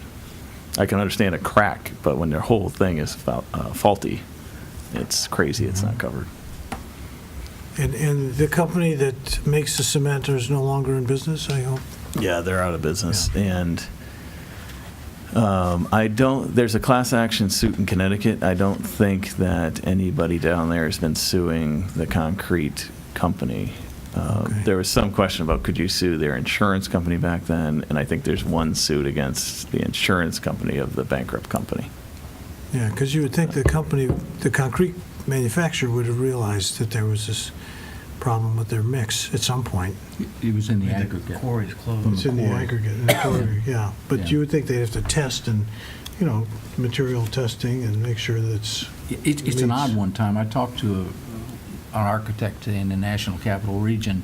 He's been in the business 30-some years. He'd never even heard of it. And he's poured thousands and thousands and thousands of cubic yards of concrete. He said he was shocked. Residential stuff apparently it's doesn't something require that's material testing. It's not rare, but it's so isolated across the country, and it takes 15 to 20 years for it to show up. Yeah. Hell, people may never connect all the dots and figure out what's going on. Because you can also have bad workmanship that has a foundation that fails. The amount of water in the mix, the temperature, Yeah. the humidity, like all those things affect Yeah. it. And like I said, and Bill, I think in commercial construction, in commercial building codes, they have material testing requirements either by statute or by construction agreement. Like if you're going to pay somebody $30 million to build a giant commercial building, you're going to require them to test the materials. But on residential stuff, I don't think there's any Well, requirement. you'd think that they would have done that with the big dig, but we know that there They was did. big sections that collapsed there, too. Just the epoxy, but they do have, our road jobs have material test. One of the reasons why Converse Street, even though it finished ahead of time, where there was a delay in the paving, because they did test the base course, and the base course was needed to be improved. So there are material testings on like infrastructure jobs. Infrastructure, okay. Connecticut, though, they're finding that some big commercial developments have it. Mhm. So that's going to be, I mean, they have as Mr. Foster said, they have a huge, huge problem down there. Yeah. The question is, how big is it here? I don't know. I mean, is it possible the builder I have just did it with my house and the other 100 or so he didn't? I mean, that's possible. Depends on where the concrete came from that day. Right, yeah. Pure and simple. All right. Well, Russ, thanks for coming in and notifying us, in the community about potential hazards and some Thank you for directions to go. listening. All right. Is there anything else we can do in terms of letters of support? I know you said legislative support, and if there's specific legislators, we could help you. They're coming to a meeting in January? They're coming in January, and, we'd like to bring it up then, actually. I think it would be a good idea if you could come back. Sure, I will. All right? We'll put it on the agenda. Thank you. Thank you. Okay. All right. So now, we can move to the liquor license renewal. We have 15 liquor licenses. We had one hardware store, and the hardware store couldn't make it. But we have 15 liquor licenses. So, He was kidding. I was joking about the fact that, the hardware store is gone, but the liquor licenses, they come back every year. Yes.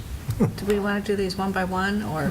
I think we we do it need as to a group group. in groups of, Yeah. by type of license, Marie. Okay. All right. Do you want to do that? Mark? Sure, I've got it up in front of me, I'll do that. Okay, thanks, Martin. Okay, You want I'll a move we motion? renew the liquor licenses for 4 package stores for retail packaged goods, all alcoholic licenses as Andre and Andre Incorporated doing business as Four Seasons Wine Liquors, Bottle and Brew Incorporated doing business as Long Meadow Package Store, Delaney's Market LLC, and The Bottle Shop, Inc. doing business as The Bottle Shop. Second. Okay, and there's a second on that. Any discussion? All right. All those in favor? All right.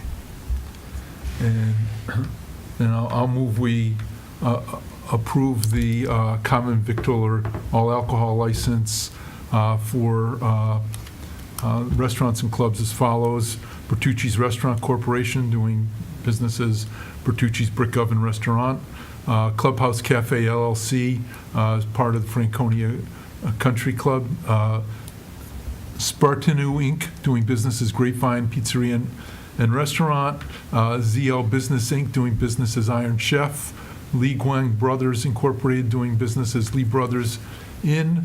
in the Long Meadow Country Club, the Luigi's Restaurant LLC, Max Burgers Long Meadow LLC, doing business as Max Burgers, Rinaldi's Italian Specialties, Inc., The Kitchen Long Meadow, Wolf Swamp Enterprises LLC, doing business as Twin Hills Country Club, and Fuji Mountain Asian Bistro LLC, doing business as Yumi Asian Bistro.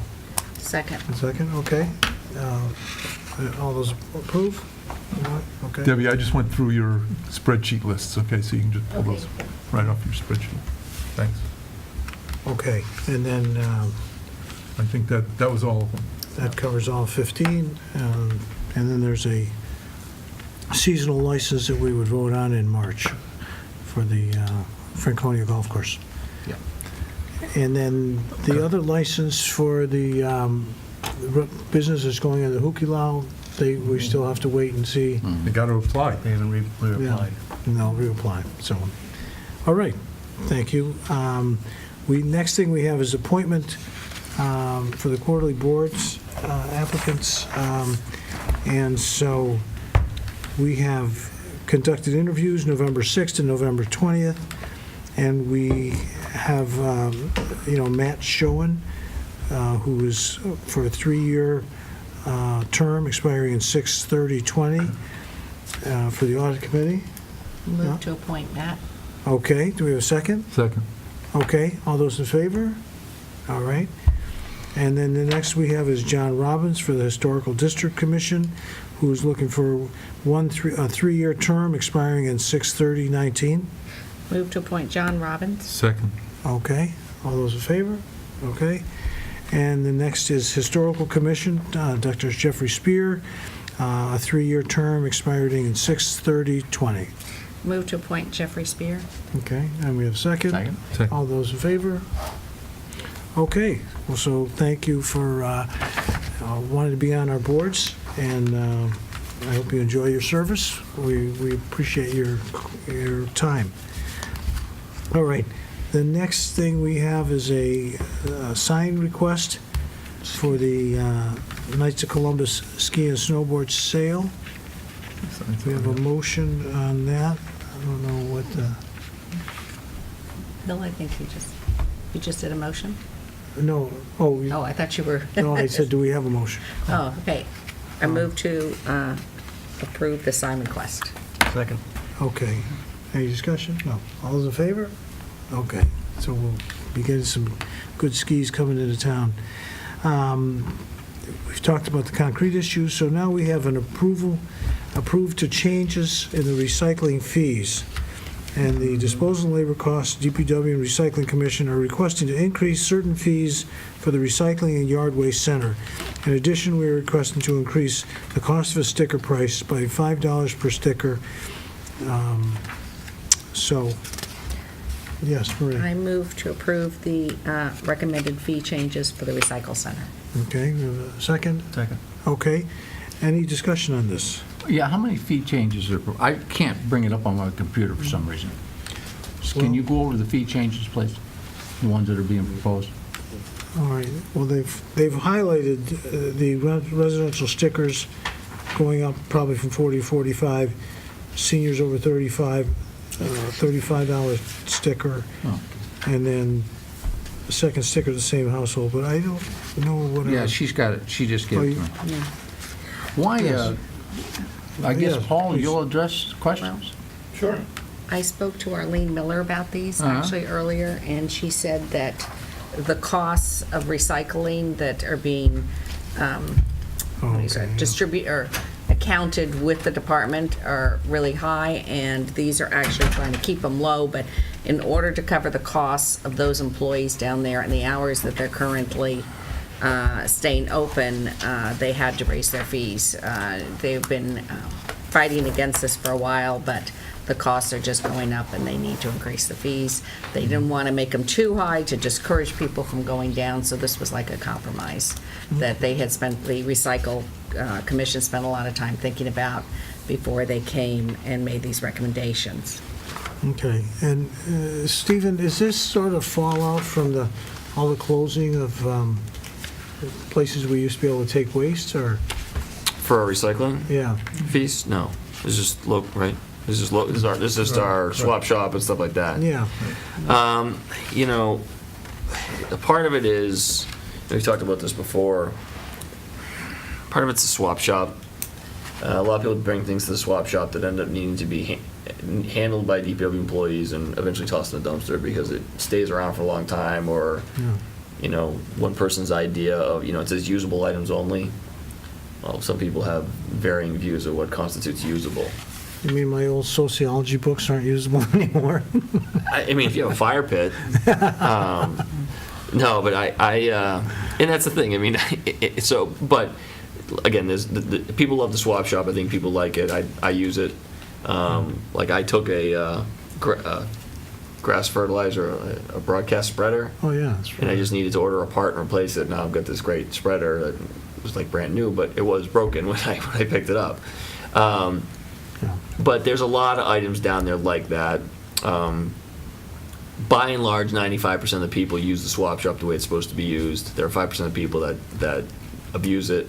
That sometimes drives costs. The cost on our end to dispose, they do increase, but this is bulk disposal cost. So, you know, we were paying for, you know, bulk rates anyway. But I think it's making sure that, and this is the same thing, this is the reason why we do the fees twice or annually, is to make sure they don't stay low for too long where then they're out of pace with the costs. All right. Can I just ask? It says resident sticker $45, seniors $35. What is it now, 40 and 30? $5 less than that. Okay, so they went up $5. $5. Thank you. The last time these fees were increased was 2010. Just FYI also. What were they increased from? I mean, I got these highlighted, but what were they? $5. All the stickers went up $5. No, I mean the other fees over here. The station wagon load of wood, that's $5 now. Let's see here. Construction debris. Yeah, well, this says what it is now. I don't know what it was at before.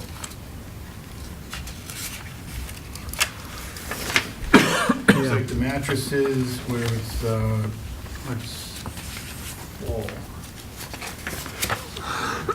like, those are the same. If you can get your mattress, King or Queen are 25.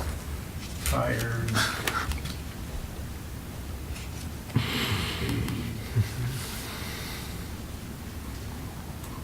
Bulk items on the lid.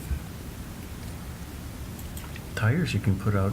Right, you can put out one a week in One a your week or curb. 2 a week? 1 a week? One a week at your curb, yeah.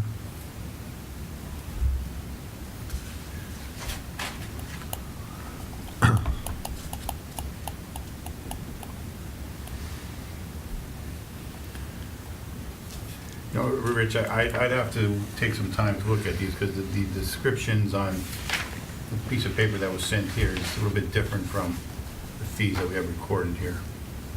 So my understanding is they went up no more than $5. So I think on the ones that are highlighted, right now, if you bring a carload of wood or bulk items, they usually let you do a carload. And now I think they want to charge $5 for that, and then so those fees are going up incrementally. I guess the question, Stephen, because what you just said is, you know, I see that it says, you know, carload of load of wood, construction debris, or bulk items, but I thought that, and that's $5, but I thought that's what your sticker was for. Yeah. What's the sticker for? Just get you in the door? Yeah, the sticker is for if they have to pay to get rid of stuff. When I pull in, they look at my car and say, oh yeah, this is going to cost us to remove it. So they're trying to cover their costs. We're not making money off of it. So just for clarification, we're not to be, you know, Yeah. argumentative here. You know, what can you drive down there in your car that they say, oh yeah, your sticker covers that? Is it like leaves and Yeah, so if I'm throwing something metal into the metal Metal, thing, right. if it's a big enough piece of metal, they're going to charge me. You're taking if you're taking a something, a printer can go with no cost, but if you have the monitor, they're going to charge you. But it's not extensive. But Right, I most of the time, you can go in and you don't get charged at all. They're just going to look at a few items. I guess I'm just wondering how they're administering this car or station wagon load of, and the other one is half a car or station wagon load of, relative to, what's the sticker allow me to do? And the sticker gets you in the door and allows you to pay the additional fee? No, you get, most of your stuff can go in without extra fees. I guess, so the question is, what is that stuff that Yeah, can go? if There it's- is a listing that says free Yeah. on this. Yeah, there's some like, air is free. Aluminum, metal, fluorescent bulbs, books, yard waste, propane tanks. Yeah. There's a certain listing here on the bottom of that that have no charge. And the swap shop remains free. Free. Versus charging a fee to bring stuff to the swap shop. But you need a sticker to even get to the stop. One-time sticker. You need, To get to well, not a the one-time sticker. We don't have one-time stickers. Well, I mean, you see, you an need the annual annual, sticker. you need the annual sticker to do this. But yard waste, things like that, that's what the sticker's for. So, and the other thing that we came into, and this is a question I think for Paul in your CFO role, is the funds being transferred, in theory, need to be paid in advance at town hall, and they get a receipt, and there's supposedly no cash down there? Is that Right. still? It's all checks. Should all be checks. Yeah. No cash should be accepted at the recycling center. Okay, I But, think there's a sign there that specifically Yeah. says that. okay, but it can be checks. Yes, it can be checks, just no cash. Tom, I'd like to recommend postpone a vote on this till we can see what these rates were. This is people don't have the answers for these things. I'd like some answers. Give me a second, Rich. I had stepped out. Give me a second. Yeah, well, the rates Arlene? are on the website, but it isn't as clear as in this That's not a clear diagram, comparison. yeah. Well, That's I'd the like problem. a justification why the tickets are going up $45 or $5. I mean, Well, I hear somebody said this, but I'd like some figures. I'd like to know why. I'll tell you a couple things. Again, the disposal costs are going up. I don't think there's any doubt about that. Our recycling money that we get in from other sources is going down. So there's a net loss here of all our revenues. Annually, this is all part of the Solid Waste Recycling Enterprise Fund, and most of that is being subsidized by tax dollars. And that amount is going up annually $30,000 and $40,000 a year. Why? Why? Well, because a lot of it's curbside pickup of just the contract going up. The disposal fees of the residential trash is going up also. But again, even with the recyclables, that market is coming down, and the things that are not recyclable, those costs are going up for us to get to dispose of. And I agree with what you're saying. It'd be nice if we had something that showed that. I understand that statement. Again, it's just not a simple comparison when you look at the information I have in front of me. Marie, please. I spoke to Arlene about what the Recycle Commission looked at, and they spent many hours, she said, going over this. They've been talking about this for the past year, and came to the conclusion they would either have to increase the rates or they're going to have to cut down the hours that they're open. Well, then- So they were talking about getting rid of a day, and they said, but having people recycle is a very important part of keeping our stream costs down. And so they decided to increase, but not too much, the stickers and try to retain the hours they were open down there. I understand, Marie. I understand, but they don't run the town and the recycling center. This is a finance issue here we're talking about, and the answers don't seem to be here. You normally see what the fee was and what it's going to, and we could ask a question why it's being proposed. You've been giving us a blank document with pricing on it. We don't know what the old prices were. So I'm looking at it now, Richard, Okay. on the website, and it's not as, you got to drill into it a little bit, but right now on bulk items, when it just says bulk items, but it's bulk, I presume that to mean bulk items plus debris. There's not a price for a half a load. I didn't think so. And I'll get to that in a second. A carload is still $5. A truckload, van, pickup, truck, trailer goes from $25 to $60, and then an SUV or minivan is a new fee at $40. And then the half loads for car, SUV, or truck are all new fees. It would seem appropriate, though, with that kind of fee structure, and what you do, you've had one that doubled, that we would see something, some justification for this other than they've worked so hard. And I understand what you're saying, but the fact is, normally you wouldn't approve a budget like this without some backup information. You know, what's the basis of these? Because you're right, I never saw these half vehicles. I mean, this is encouraging people to dump on the roadside, Stephen. Well, I think there's if you get into the use of the recycling center, there are a lot of times where some residents will come in and say, "Oh, I only have a half a carload of stuff. Can I, just dump it in the dumpster for free?" Okay, it's a half a carload. Okay, thanks. They go dump. 30 minutes later, they're back down with another half a carload to avoid paying the $5 charge for a carload. And when the attendant says, "Wait, you've been here twice now, so I'm going to charge you the $5, the resident argues that, "No, this is only a half a carload." And he says, "Yeah, but combined you had there's a lot of that goes on, quite honestly. And I think the fee, it's like the way they're doing this fee structure, and I did not attend the meeting, but I know in reading this and having the discussions over time with the recycling center, with the DPW and the committee, they really don't have a fee structure that gives the attendants the tools to effectively manage some of the inflow and some of the arguments they get from residents. And so these new fees give them some better tools to say, okay, I'll charge the half a carload fee, or the difference between a car and a truck, like a box truck, being the only two units of measure that get assessed a fee, versus me, I have an F-150. I can haul a lot more stuff down there than I can in a car, but I'm not a truck necessarily either.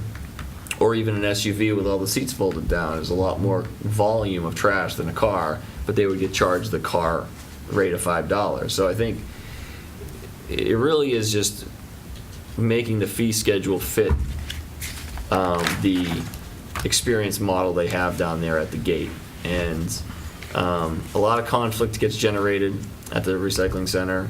We know that the recycling fees do not even come close to covering the costs.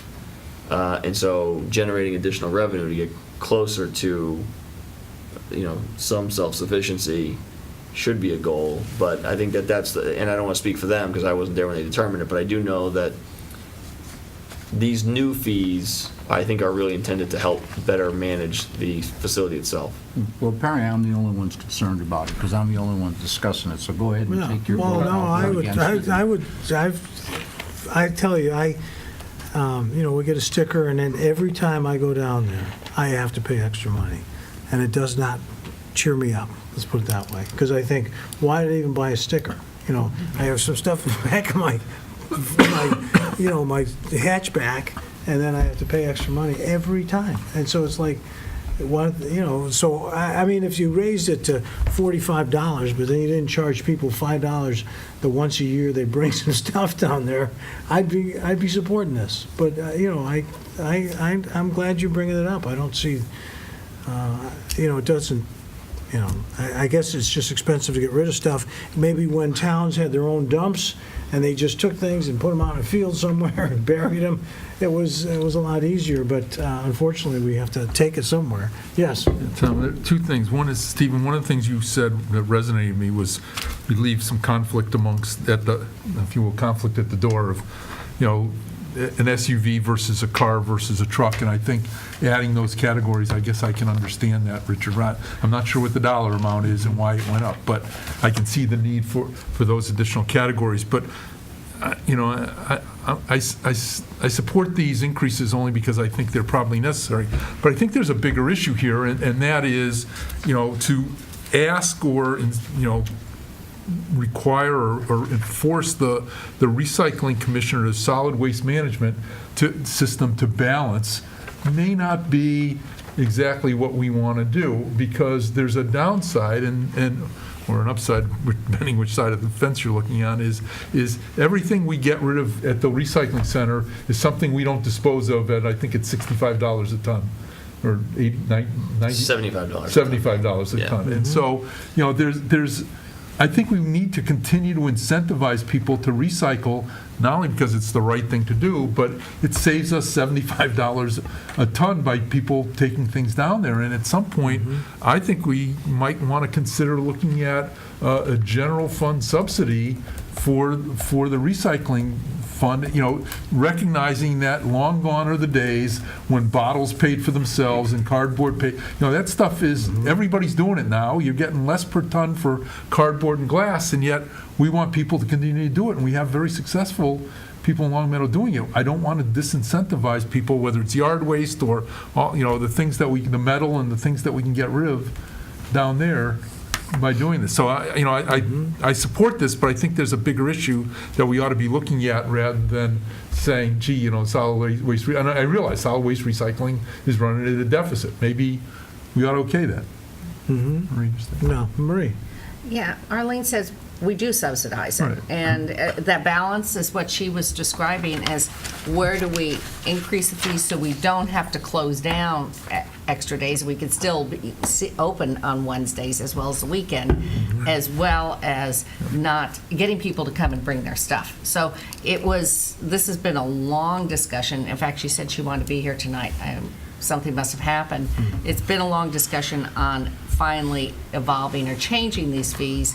And as Paul said, it's been since 2010, did you say? So it's 7 years when we're finally taking the next step. And I'm sure if we find that people have stopped going to the recycle center, we can always roll these back. But the Recycle Commission spent a lot of time looking at the numbers and figuring out what's the best thing. So I'm going to support the work and what their final decision on this is. But their number one priority has always been to encourage people to recycle. I with Richard on one thing, because the more I look at this, so buy a sticker for $45. You used to be able to throw a carload of wood was free. Yeah, it was free. And now that's $40.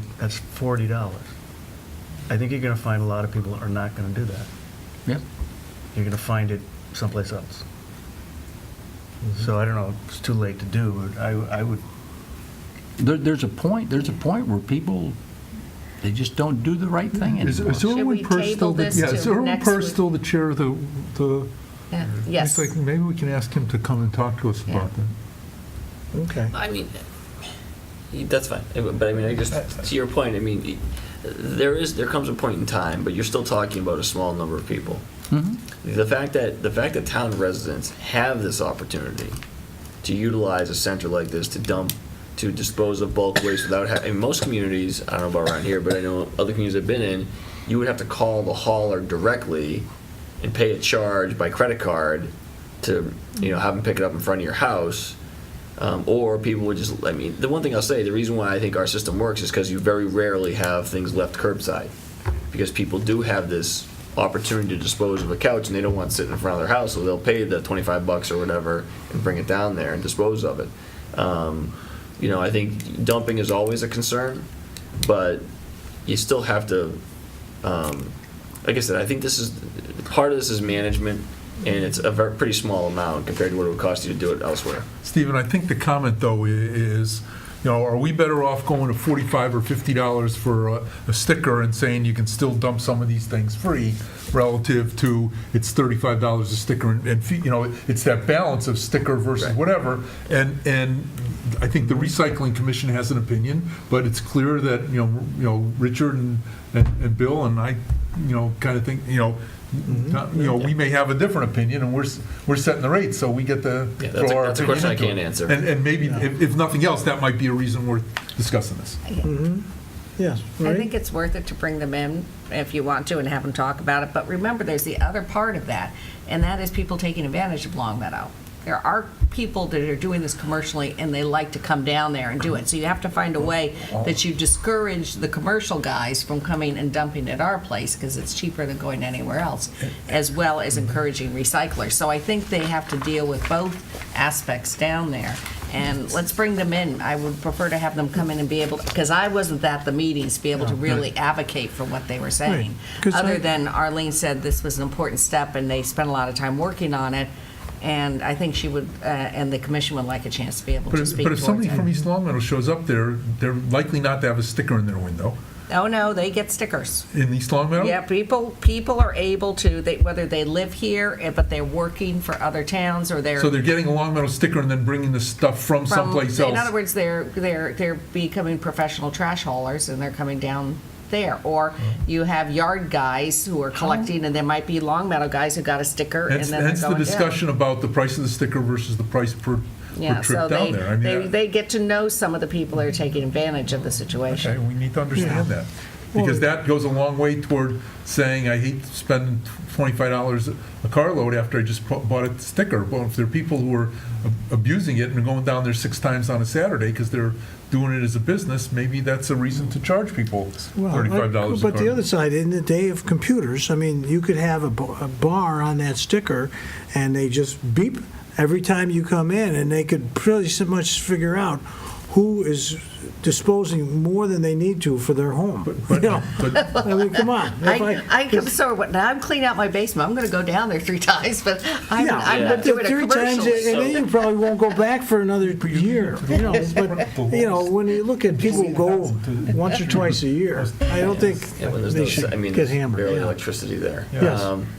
So, again, I want to go back to one of the things that I know I've had this conversation with recycling with Erwin and Arlene. They don't want to get into putting limitations on people. They don't want to get into They don't 1 or want 2 to. trips per day. Yeah. They want to give people the opportunity to do it. So I think the thing is why pay $45, $5 more for a sticker, and then pay more for these charges? Is that somebody who only uses it to dump their grass clippings or their yard waste in the occasional swap shop shouldn't have to pay $15 more on a sticker. So someone who's in town flipping houses, bringing down 1 SUV load of construction debris at a time, can abuse the limit. And that's kind of what they're going for here. And like I said, there are people who half load the car and then try and make and the guys that work down there, I mean, they do a good job. I think it's honestly, if it's not the toughest job in the entire organization, it's in the top 5. I have people tell me all the time they wouldn't take my job. I wouldn't switch with those guys down there. I mean, I've been down there, and I'm sure all of you have, where someone has become a resident. It's not just people from out of town, but a resident has become irate with those guys simply because they didn't like the enforcement of the rules. And they've had to exercise a lot of discretion because it's either car or truck, and full car versus not empty car. And this is where I think this gives these guys some tools to manage that better. But it's not an easy situation down there. And like I said, I think the recycling committee's only goal in all of this was to keep the greatest benefit of the recycling center available to Longmeadow residents, and that is use it as much as they need to for a fee. But I think it's great if they want to come to the next meeting. I think it's fine to hear it from them firsthand. Yeah, well, I think, we look at discussions like this, and they're valuable, but, statistics can help a lot. And so if there is some way to track, and I believe it's fairly easy, but if we were to track what the trends are, how many people come back over and over again, how many people just come once a year, maybe that would be something we could look at when we look at rate setting. Because, I think the person who buys a sticker and only goes there, once or twice a year, we want to encourage them, to clean out the basement, take stuff there. They replace a door in their house, they take it down, they have to pay an extra $5. I mean, I encourage that. But then the other folks who may be taking advantage of the system, we should say, well, this is where the line is drawn, and then it should cost them money that would subsidize, the true costs, because I know these are true costs. They're not making up the costs. So, all Can I right. table my motion, or how do I do that? Draw. Just withdraw my motion. Withdraw the So we motion. can, Marie, I got the answer. When you get a Okay. sticker, you get a coupon for one free carload. there you go. There know, you go. And that way, a lot of And people someone will might be be. counterfeiting the coupons. Or what? If you don't have a car and you have an SUV. Well, I don't It's- think then we you pay should. the difference. But Yeah, should we then you pay the just, difference, well, right. do we really need to discriminate against SUV owners? By the way, There's a Tom- lot of them in town. Hey, Tom, just to respond, and not to belabor the conversation, Yeah. but just to respond to what you said. Yes. That's something I think we should raise with them. But I will tell you, in practice, Yeah. that's easy said. If you think the lines down there are long to get in now, Yeah. it would queue up around to Emerson Manor. Because it's like going out of Costco or something like that. If they're looking in the back of my pickup truck and sifting through all the things, and you've got or a minivan, you're cleaning out your grandma's house, and you got a minivan full of stuff, and they're trying to look in, and I mean, they try and get people in and out of there as quickly as possible, and I think Well, that's. but so does McDonald's, and they know how many people, billions of people served, they know what everyone gets. McDonald's keeps track of everybody. Maybe they just need a menu, they press a button and say, half a load of this, half a load of that. I mean, yeah. In that analogy, though, Yes. McDonald's is giving you the commodity. And they've got The $100 people million who aren't IT counted department. are giving us the commodity. Like I said, I think it's a good idea to suggest it to the recycling center, but that's fraught with challenges. All right, yes. And have we ever bought them an iPad? Maybe that would be an investment we can Oh, get. there you go. I don't know if we have Wi-Fi down there, to be honest with you. Yeah, so, You've seen their headquarters, right? yeah, they have a lot of It's a used shed. computers. They got a lot of It's a shed. computers in the shed. They just may not use Just them. have big Okay, mail. so great, so we had a withdrawal on the motion, and like that we'll one free coupon. put them on a future agenda. Yes, do you have something else, Richard? No, no, Oh, okay. Okay, Still so need the sticker to get in. that's exciting. We have any subcommittee reports prior to, no? Okay, no subcommittee reports. Then I believe we can look for a motion to adjourn. So moved. I Okay. will second that. And seconded. Okay, all those in favor of adjournment? Okay. Okay, ladies and gentlemen of the audience, thank you for watching. I'm sure you'll be talking about this meeting for days. Thank you. When's our next meeting?